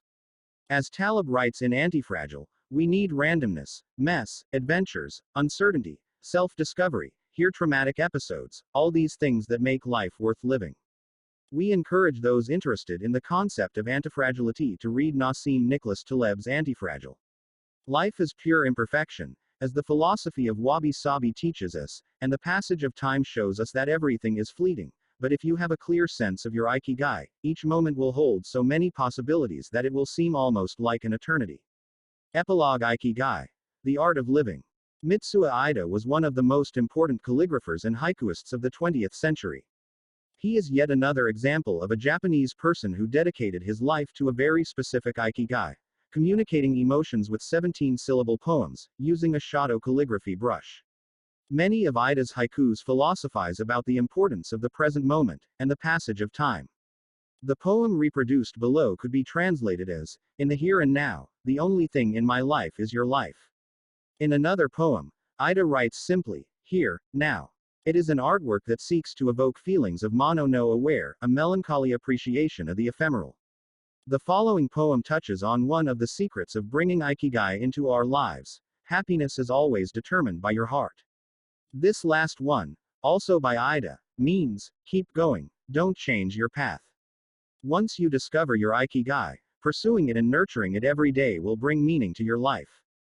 The moment your life has this purpose, you will achieve a happy state of flow in all you do, like the calligrapher at his canvas or the chef who, after half a century, still prepares sushi for his patrons with love.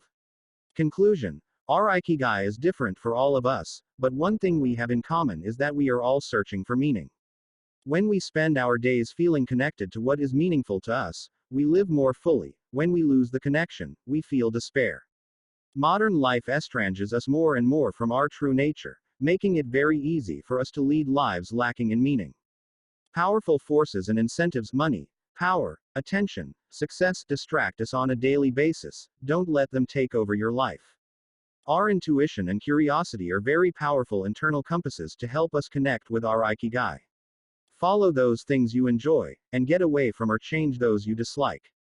Be led by your curiosity, and keep busy by doing things that fill you with meaning and happiness. It doesn't need to be a big thing. We might find meaning in being good parents or in helping our neighbors. There is no perfect strategy to connecting with our Ikigai. But what we learned from the Okinawans is that we should not worry too much about finding it. Life is not a problem to be solved. Just remember to have something that keeps you busy doing what you love while being surrounded by the people who love you. The 10 Rules of Ikigai. We'll conclude this journey with 10 rules we've distilled from the wisdom of the long-living residents of Ogimi. 1. Stay active, don't retire. Those who give up the things they love doing and do well lose their purpose in life.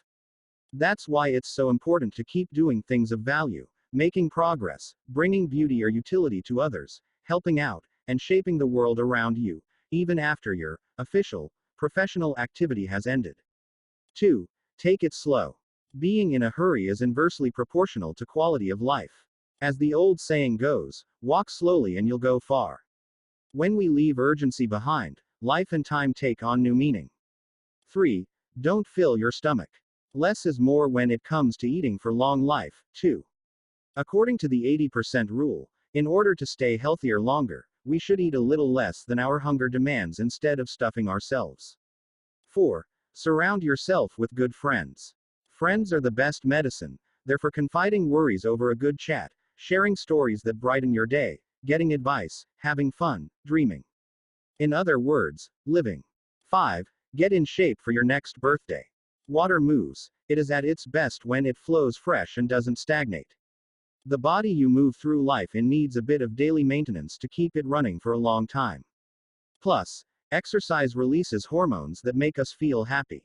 6. Smile. A cheerful attitude is not only relaxing, it also helps make friends.